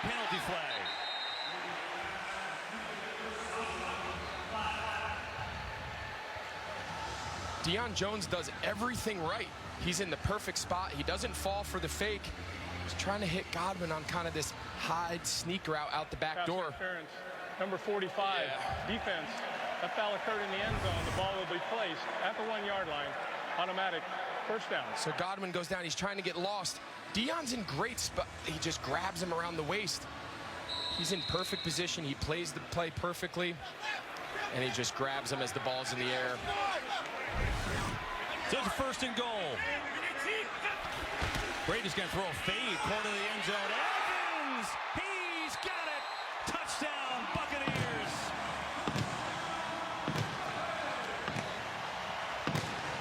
Evans and Gronk both with 2 today, and Brady's got a 4th spot again. We've seen it now twice today, Kev. Brady looks out there and he says Mike Evans has one-on-one match. We saw it earlier on the previous touchdown. A little stutter, goal line fade. The defensive back Green, he's got no chance. See, Gronk loves it. These fans love it. It's just so easy for these guys. It's really fun to watch. Ryan Suckup, the birthday boy, 35 years old today for the extra point. Up and true. So the turnover, the tip by Vea, the interception by Shaq Barrett, and then Tom Brady throws his 4th touchdown today. 2 to Gronkowski, 2 to Evans, 2-8 on the scoreboard here in the 3rd. Here is a Tampa Bay Buccaneers franchise record. He's got 8, and we've got a long way to go in the 2nd week of the season. Also has 589 yards. I mean, there's not much else you could say at this point, but Bucs overall 285 yards. That was made by the turnover. Vita Vea with a great play. Shaquille Barrett with the interception. 2nd career interception for him. And the touchdowns have been almost easy to Mike Evans here today. His coaches spend all week diagramming plays. Sometimes just let one of your best players just win a one-on-one matchup. That was the touchdown right there before the half. And here's the previous touchdown on the goal line fade. Right? You can just diagram plays. You can have, it's just, sometimes you just look out there and you say, all right, my guy's better than their guy, and I'm just going to throw it to him. The last 2 touchdowns have been exactly that. He found the fan in the Mike Evans jersey. See what he did there? So now the Falcons a big hole. Ryan being chased by Nunez Roches. Throws on the run. It's Ridley who's got a catch out to the 29-yard line.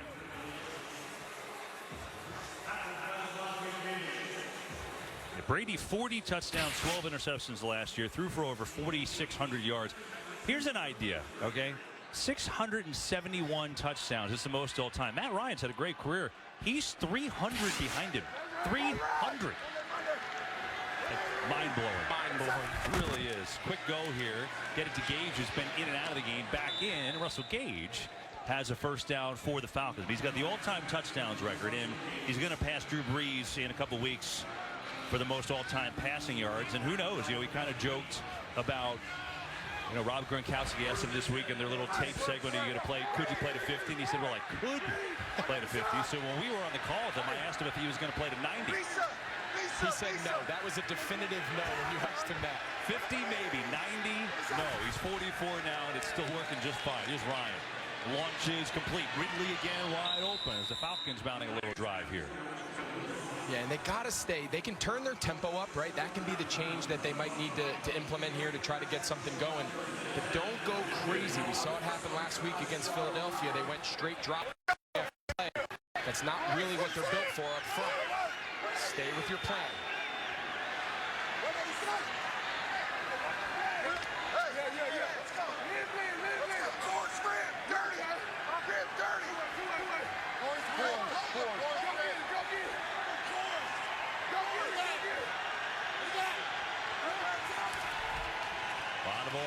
Ryan delivers Smith, the fullback, who fell and then dropped it.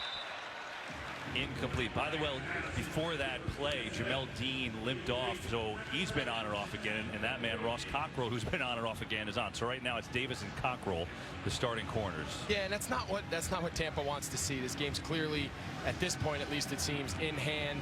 You don't want to see injuries. They took a big one with Murphy Bunting last week, one of their starting corners. They don't want to see, that's the one element of their team. They don't have a ton of depth. They don't have a ton of experience. They've got to keep that group together and healthy.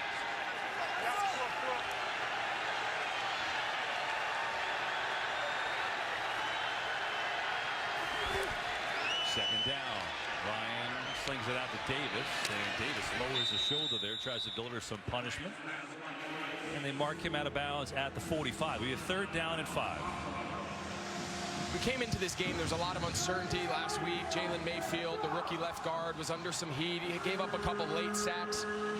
So far early in this game, when they've dropped back to pass, I think they've done a pretty good job. There's been a couple pressures, for the most part, though, I think this offensive line of Atlanta has made some of that week 1 to week 2 progress we talked earlier about so far today. Matt Ryan's been sacked only 1 time. Here, a 3rd down and 6. See if they can hold up against a 4-man rush.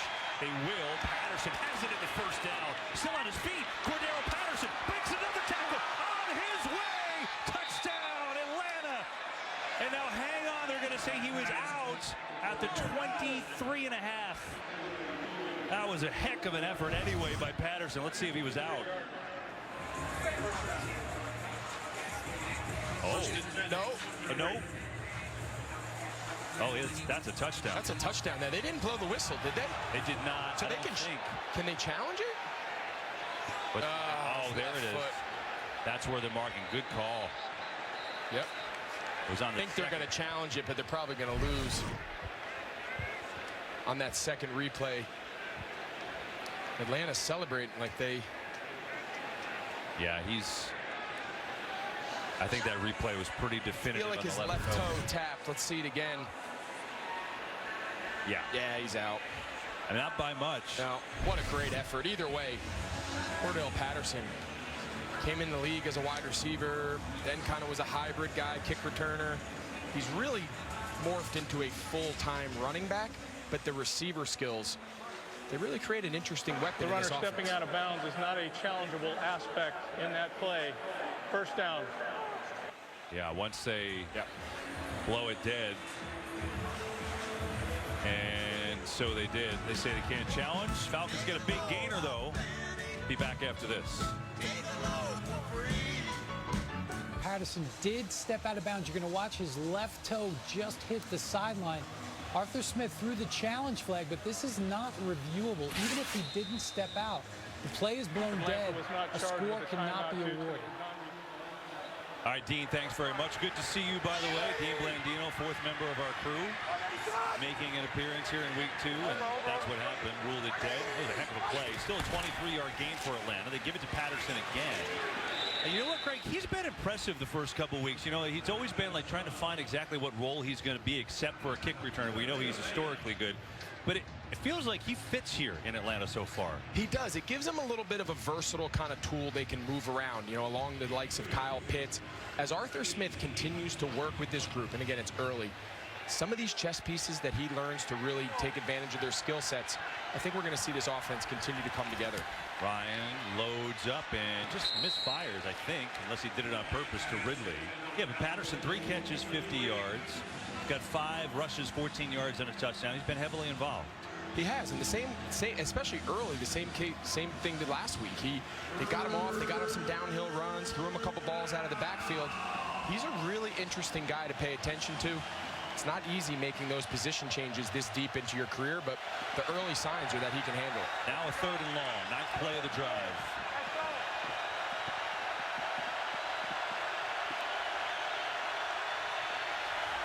Blitz is coming. Ryan in trouble. Steps away. Now throws. Complete to Zacchaeus for a 1st down. What a play by Ryan. He had a free rusher, and he avoided it beautifully, and the Falcons moved the chains. Devin White's going to come unblocked up the middle. Not sure what the O-line is doing, but great job by Matt Ryan. Just moves in the pocket just enough to buy time to convert that 3rd down. I'm not sure exactly what the protection was up front. Seemed to me like Matt Hennessy, the center, just needs to pick up the Mike linebacker as he runs down the middle of the field. Matt Ryan made a great play, picked up 12. 1st and goal now for the Falcons.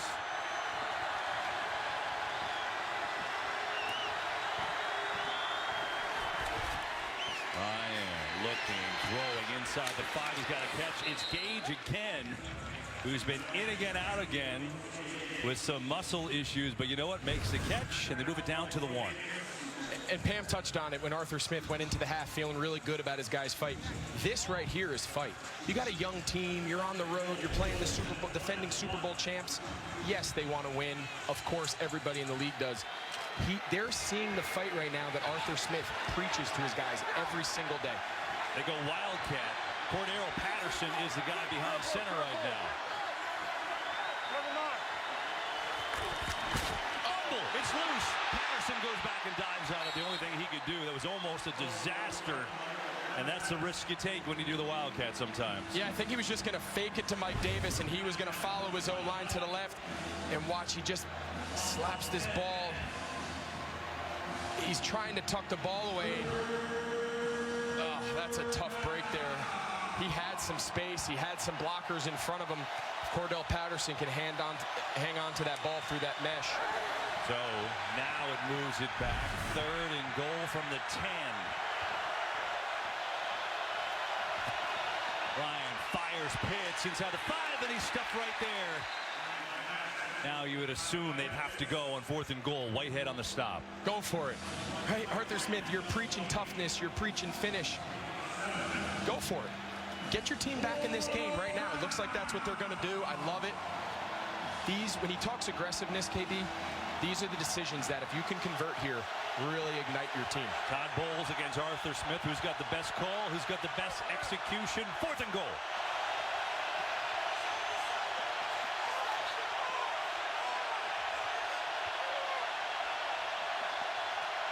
Showing zero coverage. They're bringing everybody. Ryan throwing end zone. Caught for the touchdown. Ridley on the dive.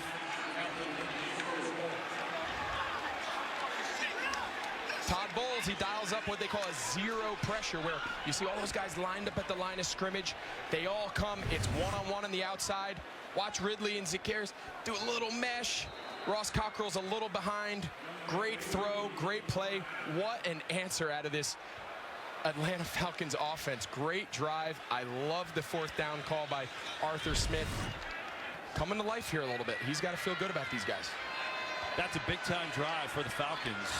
13 plays, 75 yards, and now the extra point by Younghoe Koo is up and good. And the Falcons won't go away. It's exactly what Pam Oliver talked about. Showing some metal here, this young retooling team. And that was a big drive. 13 plays, 75 yards, and on 4th and goal against blitzing the house. Ryan with a pass, Ridley a diving catch, and it's an 11-point game with loads of time left here in the 3rd. Mickens going to take it out from his own end zone as a whole, too, but that closed up in a hurry, and he won't get back to his own 25. The Fox Super 6 app giving you a chance to win $25,000 of Terry's money. Enter for free anytime for the start of the Texans-Panthers game this Thursday, and correctly answer all 6 questions for your chance at $25,000. Scan the QR code now, download the app, and play for free. Terry's the best, isn't he? Terry is. Never one not to make you laugh, right? Gem. I liked his little duel with Howie today. Pittsburgh, that was Raiders fans. That was great. That was so good in the pregame. Awesome. All right, so here's Brady. 4 touchdowns today. They set up a screen, and they've got blocking. Fournette. Aluakon, though, makes the play. Force the fumble. It's loose. Who's going to get it? It may have gone out of bounds, and if that's the case, that means it stays with Tampa Bay. Foye Oluokun, he came onto the scene last year. Yeah, he makes a lot of tackles. That old peanut punch, Charles Tillman, it's kind of a buzzword now around the NFL. He is a boxer there. He is as good as there is in the league. Last year, kind of burst onto the scene, causing turnovers. Tampa got away with one there. What a great play by Oluokun. So the Buccaneers get a break. They lose only 2 yards. 2nd down. Brady firing deep for Brown. Oh, another great play by Terrell. The 2nd time he's done that here tonight, because Antonio Brown was gone. And he's a little hurt, giving up his body on that dive. He saved the touchdown, Greg. He did. They call that a cover 2 hole shot, where you're trying to throw the ball behind the corner and in front of the safety. Look at him go airborne there. Sometimes that landing doesn't feel great. But what an athletic play. You see Oliver, he's the middle half the field safety. Really good coverage by both of them. Oliver got off the numbers, off the hash there. Oliver was closer than I thought. He got over there quick, so maybe he wouldn't have scored, but nonetheless a terrific play. And now we hope he's okay. Yeah, he's sold out there. Hope to see him get up.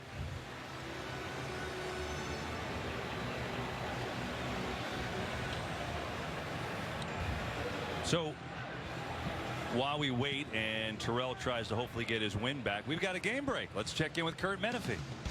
Well, Kyler Murray threw a pick-6 to give the Vikings the lead, but came right back next series, 4 for 4, including the touchdown pass to A.J. Green, his first with the Cardinals, 31-30. Arizona leads in the shootout. So far, Kyler Murray 3 touchdown passes and 1 on the ground. Kevin, Greg, and Pam. He had 5 total touchdowns last week. Kurt, appreciate that.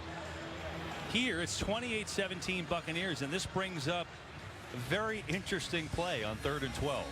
3rd and 12. Does Dean Pease want to attack Tom Brady and bring some pressure and maybe exploit his secondary? Right, they're going to bring in a new corner for Terrell. They want to play a deep zone, keep everything in front of it. Interesting to see what Dean Pease, the old Wiley D coordinator, what he thinks is best here to get off the field. Yeah, they bring on T.J. Green, number 39 for Terrell. 3rd and 12. Buccaneers need to get to the 33. Deion Jones is up here. Last year he was their best blitzer. Nope, drops out. They drop. Brady has time. Now some pressure, ducks away, and he's sacked for the 2nd time today. Marlon Davidson just got enough, and the Falcons force a 3 and out. So see what this does. When you put the defender on the line, it alters the protection. You're going to see now they set out for both these guys, but now you end up your left tackle, Donovan Smith, really ends up blocking nobody. They get the interior line stunt home. It's a good scheme. Show pressure, bail, bring the line stunt around the backside, get some space between the O-linemen. They get home to Brady. They're coming to life here a little bit, KB. Down 11, 5:13 to go in the 3rd. Bradley Pinion to punt it out from his own end zone. And Avery Williams back to return. And we get a delay. Offense, 5-yard penalty, 4th down. Well, the only thing that does is now he's, perilously close to the end line, right? Makes it a little bit more dicey. A little tighter. He's going to move a little further from that end line.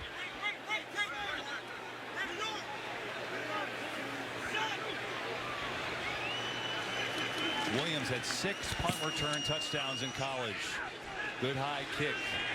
Williams at midfield makes a move and another, and gets to the 45.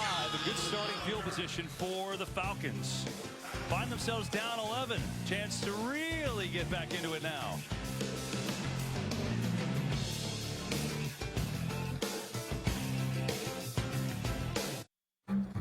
We did it again. Irish come to Chicago, don't you? Now imagine how jacked up they're going to get watching Notre Dame take on Wisconsin at Soldier Field. Oh, my goodness. And to top it all off, the best pregame party of the weekend. It's time to start Saturday strong. Well, this is a point where it looked like the Buccaneers were going to blow out the Falcons. Remember, they got the early turnover in the 3rd quarter. Interception by Shaq Barrett turned it into a touchdown. But Atlanta still clawing their way back. And now great field position to start. They're going to get the run game going. But Davis gets to the edge. Big room for Davis. Has, I think, the 1st down. We'll see what they mark him out of bounds. But Mike Davis in the run game, they're going to say he was a couple yards short. It's the same play again. It's tornado, but instead of Tom Brady audibling into it, the Falcons do a great job running this play. It all starts with the receivers, the guys at the point of attack, pinning the defensive end and allowing all those big body offensive linemen to get out in front of Mike Davis. They really run that play well. Go I formation this time. That's Pitts in motion.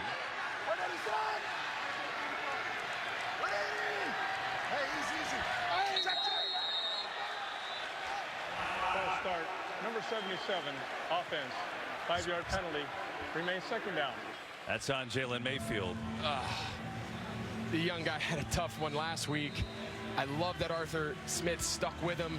He's actually held up fairly well. Gave up 1 pressure earlier to Sue, but that happened last week too many times, right? Down in the red zone. You're ahead of the chains, and then you find yourself moving back 5 yards. Yeah, pre-snap penalties, Arthur Smith said that's what's got to change. See the 6th penalty today. So it makes it 2nd and 7. Ryan goes knocked down Second time that's happened this half. Got an injury update. Let's go down to Pam on the sidelines. Kevin, cornerback A.J. Terrell coming on big in his second season and in this game is in jeopardy of not being able to return. Terrell is being evaluated for a head injury at this time. We'll keep you posted on the outcome, Kevin. Yeah, thanks, Pam. That's a shame. He fell so hard to the ground on that diving play. So here we go, 3rd and 7.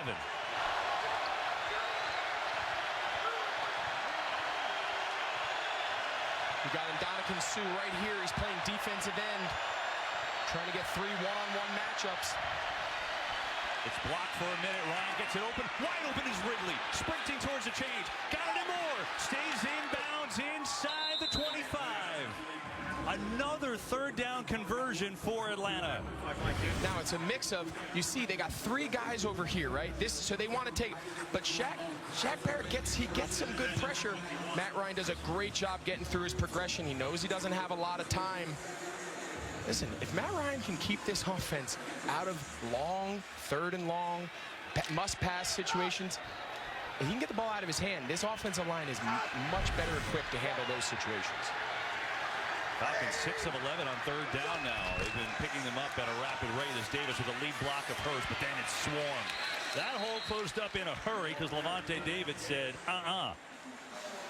and maybe a yard for Davis. You know, Matt Ryan is having a very quiet, really good game. 26 of 34, 255 yards, a touchdown, and an interception. He's playing great. This is Arthur Smith. Again, we've talked about it a bunch. He's got to be thrilled. He's gotten it to 10 different receivers. He's spreading the ball around. We started at the top of the show saying he's got to get the ball in his playmakers' hands. You see Pitts, Ridley, Gage. He's getting a lot of guys involved, including his best players. Blitz coming, White, untouched. Ryan gets rid of it, caught somehow. Ridley again, multiple flags fly from the secondary. How Ryan got that off, I have no idea. But let's see what the multiple flags are for. It's the second time Devin White has come untouched right through the middle. It's those exotic fronts that Todd Bowles draws up where we talk, you know, last 3rd down, and Ndamukong Suh's at defensive end. JPP kind of stands up and moves around the front. They slid their line to the right. Devin White comes unblocked. Personal foul, face mask, number 24, defense. 15 yards will be added to the end of the play. Measured half the distance, automatic, first down. It's the 2nd personal foul on Davis today. See him here. Oh yeah, Ridley redirects on his route. He just grabs his face mask. But what can you say about Matt Ryan? You were just talking about him. That guy, Devin White's in his face, unblocked, off his back foot. He throws that ball out to Ridley before he even comes out of his break. Gets his helmet ripped off, and they still complete it. Ridley takes a seat for now. Kyle Pitts is going to line up top of your screen on the right side when we show that angle. There it is. 1st and goal. That's Pitts. Pressure, in trouble, we're going to dump it. Oh, one-hander, Patterson is in for the touchdown! Holy cow, what a play!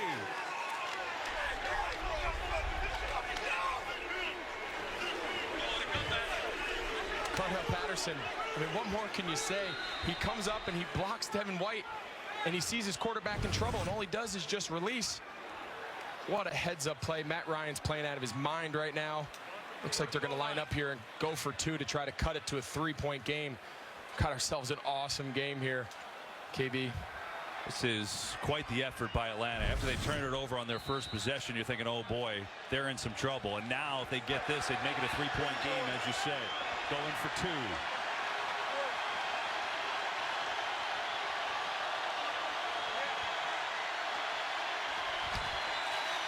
Ryan gonna keep it and walk in. Matt Ryan with a zone read, KB. What a performance. You said earlier you thought Tom Brady was going to go airborne.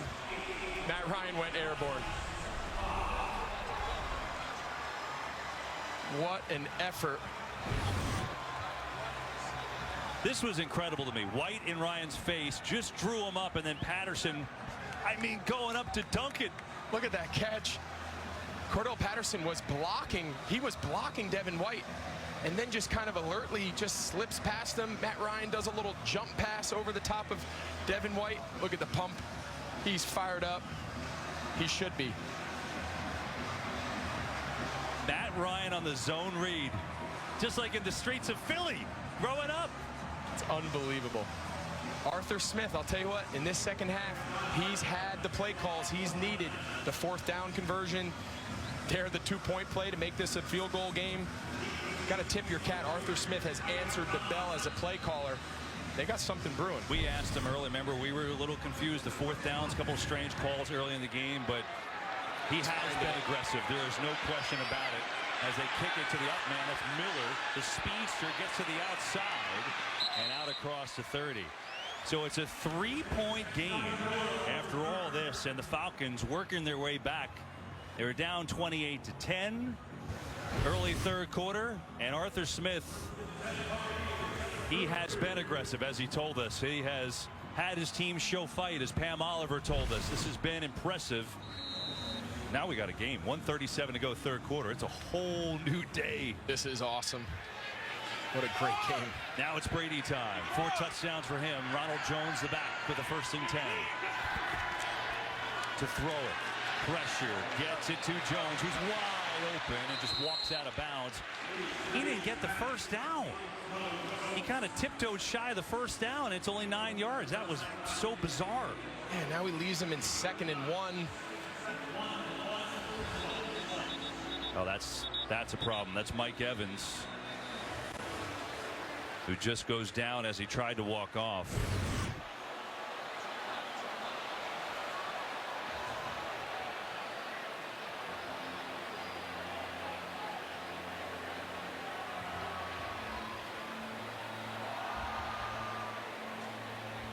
It's hard to say exactly what happened there. Just got to hope that he's okay. Jones has to get the 1st down there. I mean, he went out, went out of bounds almost like he thought it was a 2-minute drive, like he was trying to stop the clock. Hopefully for Evans, it's just cramps. I mean, it's really hot and humid here today. I don't want to speculate. Can you tell? You've sweated through your 1st or your 2nd? It's at my 6th. Hopefully he's okay. Jones is praying they get this 1st down. Yeah, you think they're going to give it to him? They will. He's going to run hard, and he's not going to get there. That's T.J. Green, who came up from the secondary playing for the injured A.J. Terrell. Oliver was there, too. You believe that? Fournette's going back in. They're going to take Ronald Jones out, it looks like. Oh. Nope. Bringing Fournette back off. They're going to stick with Jones. They've got to convert this. What an awesome open field tackle. This defense, I'll tell you, they're flying around. See Oliver here. They're throwing their bodies around. Terrell, hopefully he's okay. You saw him in the last possession do the same. 3rd and 1. Quick throw. Brady low. And I don't think he got it even if he caught it. Let's see. Did he catch it first? No. Incomplete. And now how aggressive is Bruce Arians? Do you go for it on 4th down on your own territory? I think you do, KB. I think you got to push this. Looks like Mike Evans is trying to get back on the field. And not to keep beating a dead horse here. Does he catch it?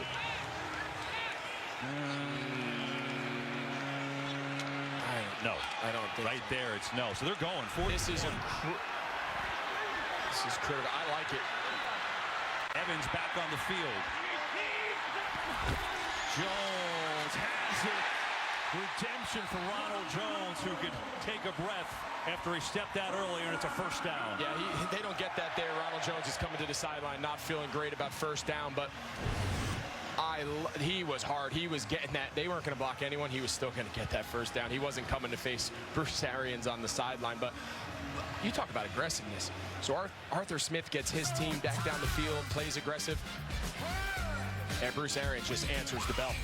We got a game. 3 points here in Tampa Bay. Bucs Falcons. End of the 3rd. What a terrific game. We go to the 4th quarter from Tampa Bay, along with Pam Oliver, Greg Olson, our entire NFL on Fox crew, director Artie Kempner, producer Pete Macheska. I'm Kevin Burkhardt. 3-point game. Bucs just went for it on 4th down on their own territory and got it. They're up by 3. They were up a lot more than that. It was 28-10 in the 3rd quarter. Run it again. Jones out to the right side, and a penalty flag flies. It's a 5-yard game, but let's see what the penalty is on here. Holding, number 87, offense, 10-yard penalty, repeat first down. So, you know, we've talked a lot about this third quarter by the Falcons because they've been great, but here's where the Buccaneers, just as a refresher, they still have Tom Brady here. Yeah, how many times over the years has we just seen Tom Brady just take the life out of an opponent, right? They've got all the momentum. They come storming back, and he leads them down there on a touchdown drive to take the wind out of their sails. Now, that first down holding call now puts them at 1st and 20. The chances of getting off the field now are significantly higher, but Brady's a killer. Fake the run. Has time over the middle. Looking for Gronk. Incomplete. A little low. Gronk could not get there. Well, both these quarterbacks having quite the afternoon. Brady with 4 more touchdown passes, but Ryan 267 yards, 2 touchdowns, and an interception, and had a couple of unbelievable plays on that last touchdown using his legs as well.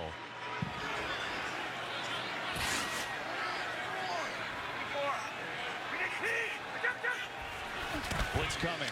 Brady is sacked. Deion Jones gets his first of the year.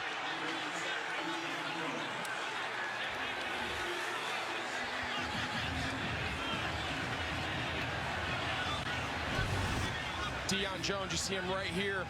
Ronald Jones has him. Watch, he starts on his route. He doesn't see him until too late. Ronald Jones, that's your guy. Just go block him. Last year, Deion Jones was their best pass rusher, right? He gives them a little bit of juice out of that second level. 3rd and forever. Buccaneers need to get to the 44 of Atlanta. They'll throw it underneath to Bernard, who is tackled, not even close. So the penalty on Gronkowski, and then the blitz in, sacked by Jones, and Atlanta will get the ball back with a chance to take the lead. Hey, we said, how many times have we seen Brady go down and take the wind out of your sails? Atlanta said, not this time. What a great stop.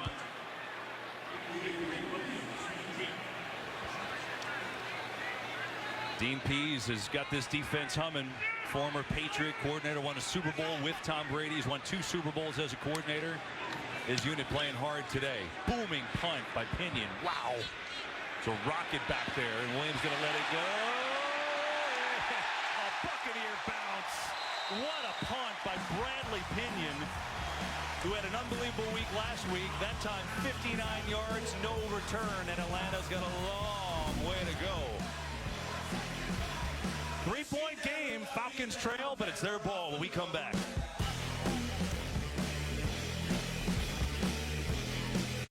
Today's game is sponsored by Burger King. Keep it real meals, only at Burger King. What a game. Tampa Bay leading Atlanta by 3. Early 4th quarter. Arthur Smith, since those couple of 4th quarter weird calls, faking the punt, not going for the quarterback sneak early. His play calling has been great against Todd Bowles and his electric defense. But now Atlanta starts from their own 4, backed up in their own territory. Ryan's going to throw it.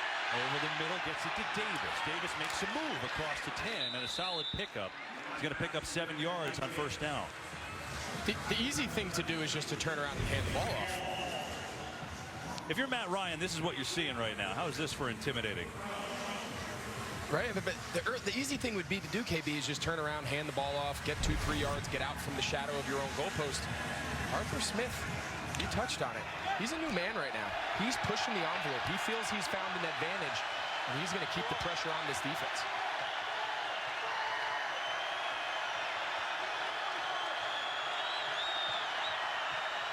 Second and 2. Get it out to Patterson, who is in trouble. And Patterson, good effort to get close. We'll see where the spot is. Carlton Davis was there first. I think he's going to be a little short. Bring up 3rd down and 1. It's going hurry up here. He's trying to keep Tampa's pass rush, 3rd down type defense off the field, 3rd and short. You see him getting lined up quick here. Trying to give the signal. Get him set.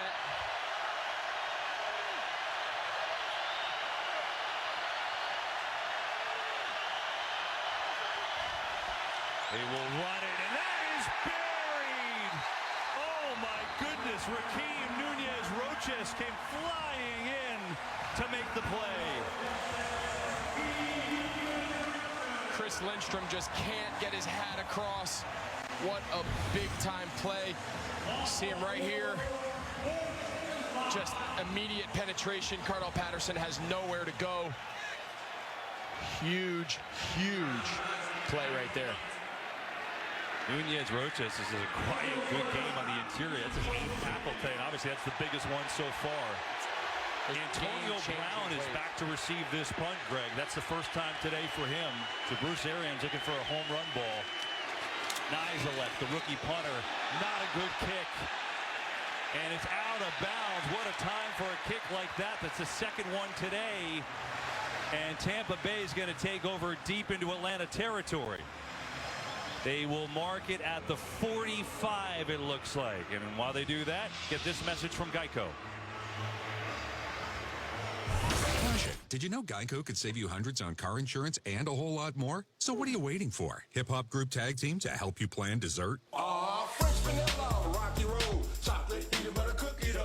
Scoop this, scoop this, scoop this, scoop this, scoop shakalaka, shakalaka, shakalaka, shaka, scoop shakalaka, shakalaka, shakalaka. Geico. Switch today and see all the ways you could save. You like special teams? Think about this. Bradley Pinion for Tampa Bay launched a 59-yard punt to pin Atlanta inside their own 5. That time Cameron Nizelek punts only goes to the 45-yard line. 35 yards of a punt. Now Tampa Bay with great field position. Up by 3. Almost 11 minutes left. Brady. A lot of time. Airing it out. Caught by Evans inside the 20. A hook up to Mike Evans again. His 5th catch here today and a first down. They come out, they bring a jumbo tight end, 2 other tight ends. Cameron Brate, watch him clear this out. Cameron Brate, and then watch the timing of Mike Evans right into the soft spot of the zone. Rhythm, timing, be where the quarterback expects you to be. Brady called him a Hall of Famer this week at his press conference. He's well on his way. Fournette in the game in the backfield with Brate. Fournette on the fake.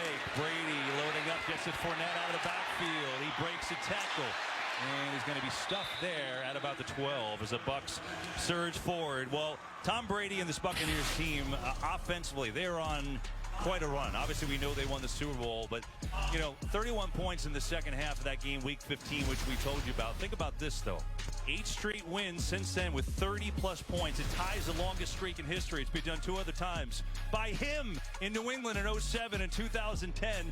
So he's trying to break that streak here today, right now. 28-25 to score, under 10 to go. 4-man rush. Brady going end zone. It is caught for the touchdown by Godwin.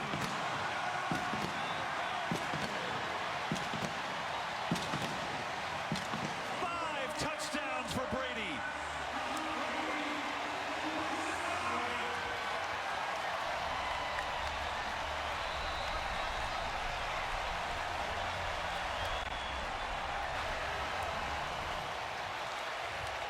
Just when you think you have him down, KB, it came a series later. We talked about it in the last possession. He just has a way of just taking the game back into his hands. Extra point is good. Back to a 10-point game. A 5-touchdown day for Tom Brady after the short punt by Atlanta. And another game over 30-plus points. Brady's eyes says, what do I got? I've got Godwin open for 6. It's a really basic 2-man route, KB. They call it a smash and a snag. The smash part is the corner route that Godwin runs. You see Antonio Brown, he knew it was a touchdown. He was pointing at him. Antonio Brown just runs kind of in and out at 5 yards to hold the corner. Godwin's route across the safety into the back pylon. It's a hard route to stop. Brady loves it. Godwin is such a unique, special player in this offense. They can do so much with him. He can play in the slot. He can play out wide. Can't say enough about what a player he is. This game's really had everything. I mean, there's been funky plays. It's been back and forth. You've got Brady with 5 touchdowns, 2 each for Gronkowski and Evans. You've got Matt Ryan and the Falcons fighting back repeatedly in this game. And now the first 2 games of the year, Tom Brady's got 9 touchdowns. 4 last week, 5 this week. In case you just turned on the game, here's a little refresher what Brady has done today. 5 of them, Greg. And I feel like he's not done. I feel like there's 9 minutes to go, and 5 might not be enough. 4 different guys, 2 to Gronk, 2 to Evans. We saw Godwin on the last one. He's just got so many weapons at his disposal. It's such a hard offense to combat. It's a big possession here by Atlanta. Now Atlanta's turn, down by 10, still loads of time left, 9:18 to go.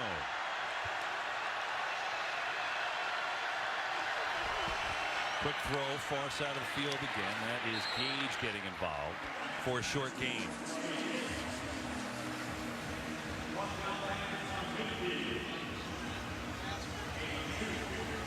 And Gage, I feel like he's been limping all day. Again, can't stress enough how hot and humid it is here today, so don't know how that's affecting, but that's always an issue, right, in these kind of temperatures? It is, and Arthur Smith just ran a 40-yard dash down the sideline. Russell Gage was trying to get off the field. Arthur Smith saying, get down, let us sub, let us catch our breath, get back in the huddle. Watch, you see him trying to get out. Look at Arthur Smith in the background. Get down, get down. KB, a couple years ago, he played week 1 down here in Tampa. Cam Newton was injured. Derek Anderson was the quarterback. 1 o'clock kickoff. It had to be 1:15 on the field. First half, we had to call timeout. We told DA, we said, if you call this next play, one of our offensive linemen could just go down. It was hot, humid. It rained at halftime. I got fined $5 grand because my socks were so wet, I couldn't keep them up due to how hot it was. Wow. I got fined $5 grand.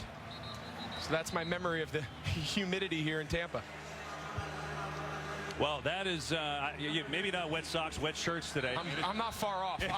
I might have to get an IV after the game. It's hot, but this has been fun, This has been awesome. Week 2 of your broadcasting life. And about 110 in the box. It is. Ryan going to sling it out to Davis. And looks across the 32 to 31. Let's get a quick game break for Kirk Menefee. All right, Russell Wilson doing it again. His 2nd touchdown pass of over 60 yards, but man, that was pretty easy. Hooking up with Freddie Swain, 68 yards in that score. They did miss the extra point, but they still lead it by 14 over the Titans in the 4th quarter. Kevin, Greg, and Pam. Definitely helps when there's no coverage. Definitely helps. 3rd and 4. Jason Pierre-Paul getting the crowd into a lather here.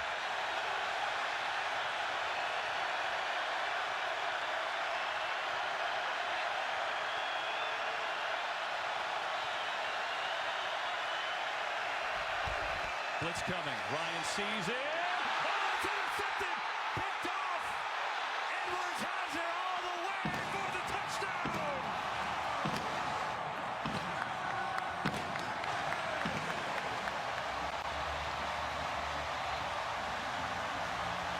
Edward gets the pick 6, KB, but I'll tell you who made the play.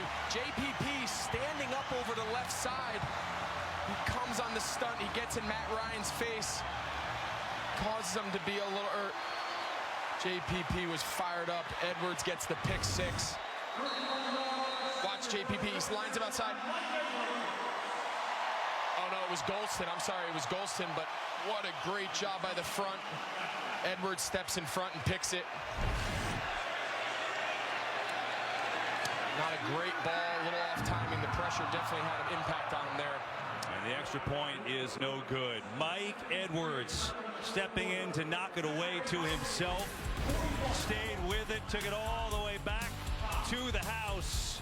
And the Buccaneers with a defensive touchdown and a 41-25 lead. First career touchdown from Mike Edwards, a 3rd-year player from Kentucky. Had 2 interceptions last year, but that one he brought back 31 yards for a score, and just when it looked like Atlanta was creeping back in, chance to take the lead, the defending Super Bowl champs have put the hammer down, and now they're up 41-25. Yeah, I gave all the love to Jonathan Pierre-Paul, but it's really William Golston. But look who makes this play.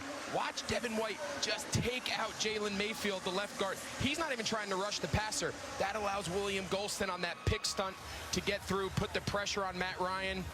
Affects the ball placement just enough for Edwards to step in front. Ball's kind of inside behind him. Great concentration by Edwards.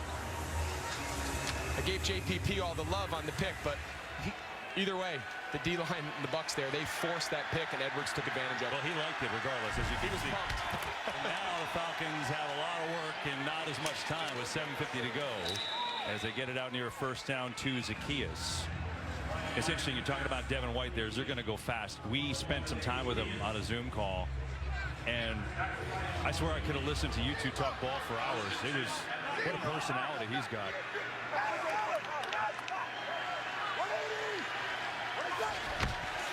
Will run it here to Davis. I mean, he just loved football. I feel like that Zoom call could have went on for 2 hours. You know, we asked him, we said, who do you watch, right? You play next to a really good player in Lavonte David, but who around the league, as you've kind of grown as a young player, you've watched? He said Patrick Willis, who I came out with in my draft class in 07, and a former teammate of mine, Luke Kuechly. And what he mentioned about Luke was, yeah, he can make tackles, he gets to the ball. His ability to play pass coverage and read route patterns, that's the element of his game that Devin White was trying to study off guys like Luke Kuechly. White showing blitz here. He'll come again. Ryan gets rid of it to Davis in the flat, and it just goes out of bounds. It'll bring up third down. We've really seen now Todd Bowles really start dialing up more pressures, more blitz. We saw it on the last interception they forced. Earlier in the game, they thought they could get home with just the front four. Give Atlanta credit. They were really handling the front four of Tampa really well. You've seen Todd Bowles now using his linebackers, White, Lavonte David, starting to get after the passer. 3rd and 7.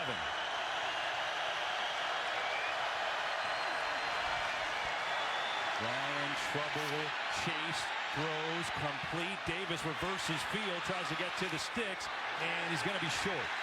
It's going to bring up a 4th and almost 2. Jordan Whitehead was in pursuit.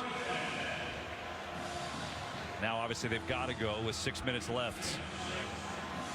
I feel like we've seen this before. Atlanta at midfield, critical 4th down. Got to get it. They got to dial up a play call here that they feel all week is their must-have-it play. This is when you need it right now. A lot of guys up at the line. 4th and 2. White coming again. Incomplete. There is Devin White again. Bucs take over. It's such a hard pressure. You see so many guys standing up. You don't know who's dropping, who's blitzing. They can all rush the passer. You see Devin White, he blitzes. Lavonte David pops out. The center and the left guard, they end up blocking nobody. You don't know who to declare. You don't know which way to slide your protection. And you let a free hitter on a critical 4th down run untouched. Devin White has changed this game with his ability to rush the passer and free up defensive linemen to rush the passer.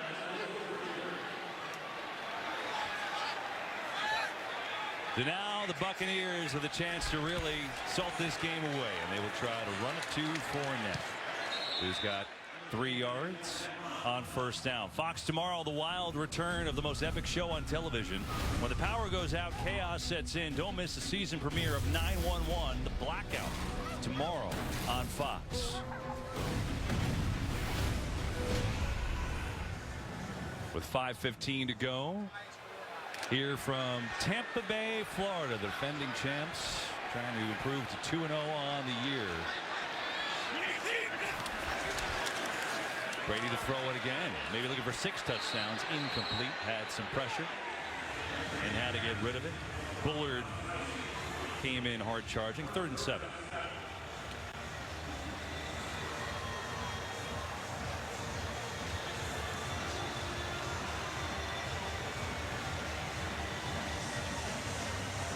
Brady, 8th time in his career. 8th He's had 5 touchdown passes in a game, and they're about to set a record. 9 straight wins, scoring above 30 points in each of them. It's never been done. So you want to take on the champs. Back to throw it again. Gets it out to Bernard. He plants his foot and cuts back inside and then gets it just attacked by Fowler. And it's going to bring him a yard short of a first down.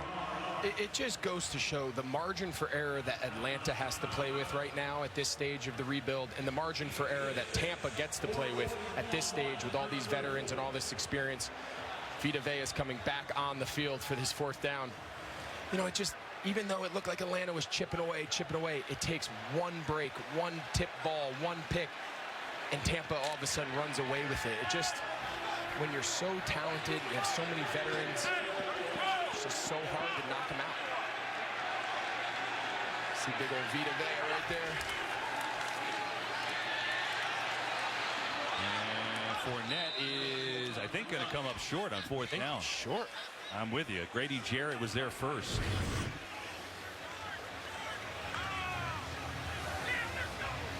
Let's see. Just, they got it. It's not, I mean, it's not blocked poorly. I mean, I feel like if Fournette just gets a little wider path there, he kind of ran into the back of his guys. Grady Jarrett, we haven't talked about him much, but he's an elite level defensive lineman, and they still got life, but uphill battle right now. Well, here's the thing. 4:05 left. They've got 3 timeouts to go. Still is a 2-score game, right? I mean, so 2 scores, 2 two-point conversions. You got to get the first one, obviously, first, but still got a shot.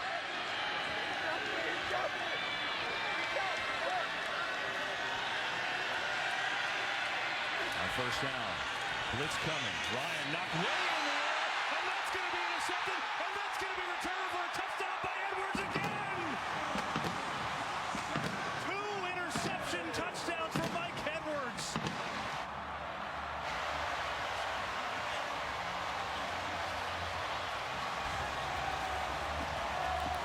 Penalty flags all over the field.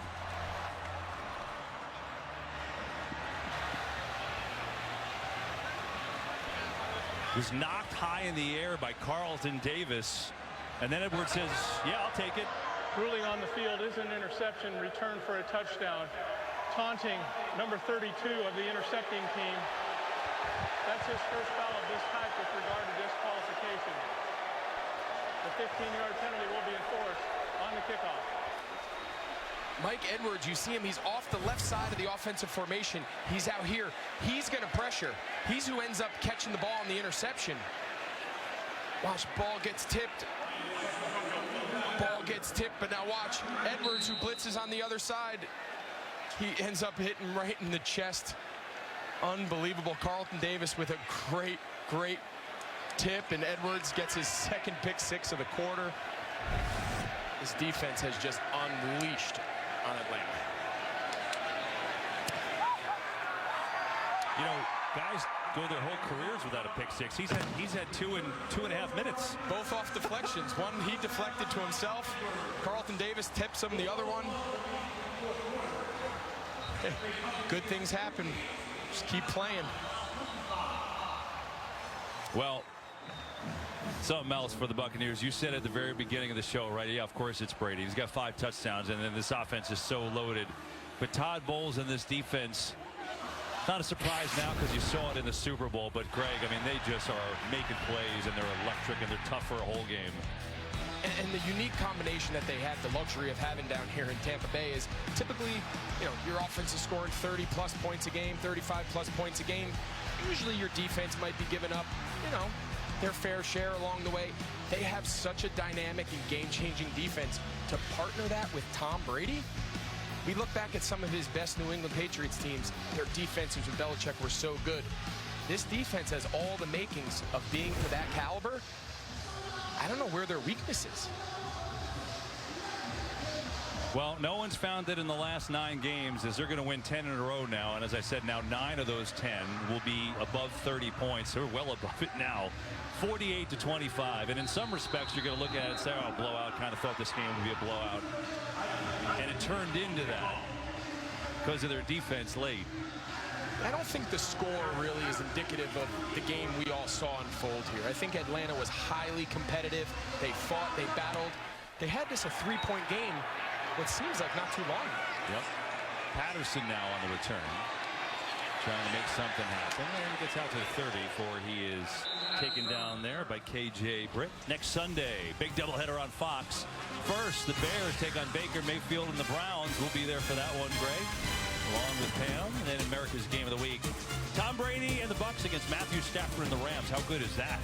Kicks off next Sunday on Fox and the Fox Sports app. Check your local listings for the game in your area. Rams won today. They're 2-0. That is pretty good for week 3. Looking forward to being in Cleveland next week with you. See the Browns who won today. Bears won today, but Andy Dalton got hurt. I hope he's okay. Justin Fields played the second half, but they won that game over the Bengals. Josh Rosen is in the game at quarterback now for Atlanta, as they will run it.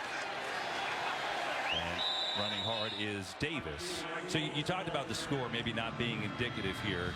Look, the Falcons, it's not what they want, but they got outclassed last week. So if you're a rebuilding program, I know losing stinks, but if you're Arthur Smith, do you take some things here that you at least feel good about that you could build on? Arthur Smith will never acknowledge a moral victory. It's not in his bones. It's not in the fabric of who he is and the environment he's trying to build here with Atlanta. But I think they do. I think they leave here and say, hey, last week we weren't competitive. You know, the Eagles they got after us a little bit, especially there late. Even though this game got away from them, the 2 pick sixes, you know, prior to that guy down here, but prior to that big 3rd down stop earlier, this game was 3 points and they were right in it and they had their chance. As Carlton Davis was down there. Remember, he got hurt in practice and then has limped off a couple times here today. They got to get this secondary right before next week. They got to get these guys back healthy, all in one piece, keep them on the field. They've been battling through a bunch. You got to give them a lot of credit. This secondary is showing a lot of toughness. Tampa Bay, a lot of moving parts in and out of the game.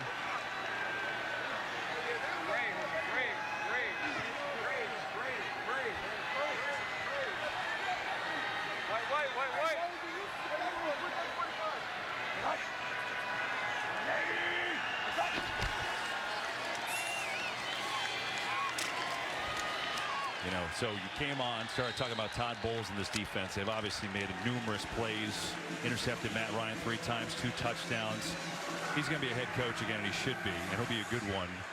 And, you know, he brought up such an interesting point about that young secondary, which you talked about. He said, you know, growing mentally every day. But now it's about trying to understand what the offense is trying to do to you. With Rosen being pressured, go throw incomplete. Can you explain what he meant by that? So often for a young player, all their focus and all of their energy is all about what is my job, right? They live their life in a little bit of a bubble. They're learning the system. They're learning where they line up.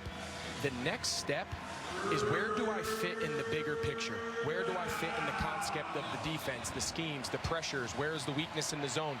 Those are the things that Todd Bowles continues to stress on a daily basis to this young secondary.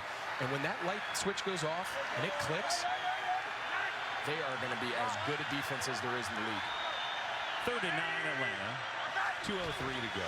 They will run it here to Smith, and that'll take us to the 2-minute warning, where the Buccaneers in control. 5 touchdowns from Brady, 2 for the defense. They don't stop me. They don't stop me now. They don't stop me. They don't stop me. They don't stop me now.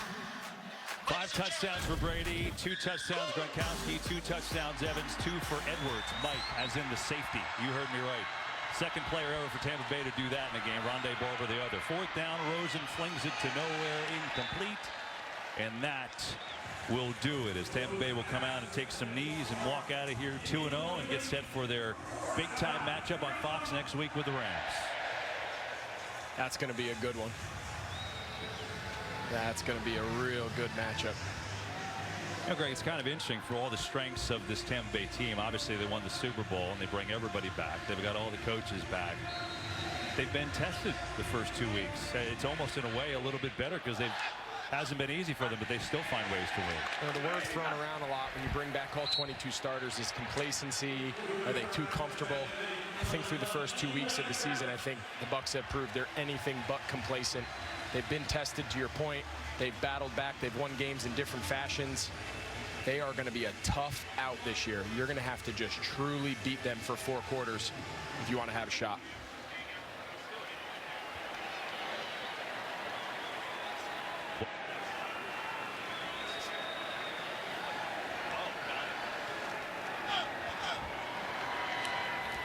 Well, the 8th time Tom Brady has had a 5-touchdown game in his career.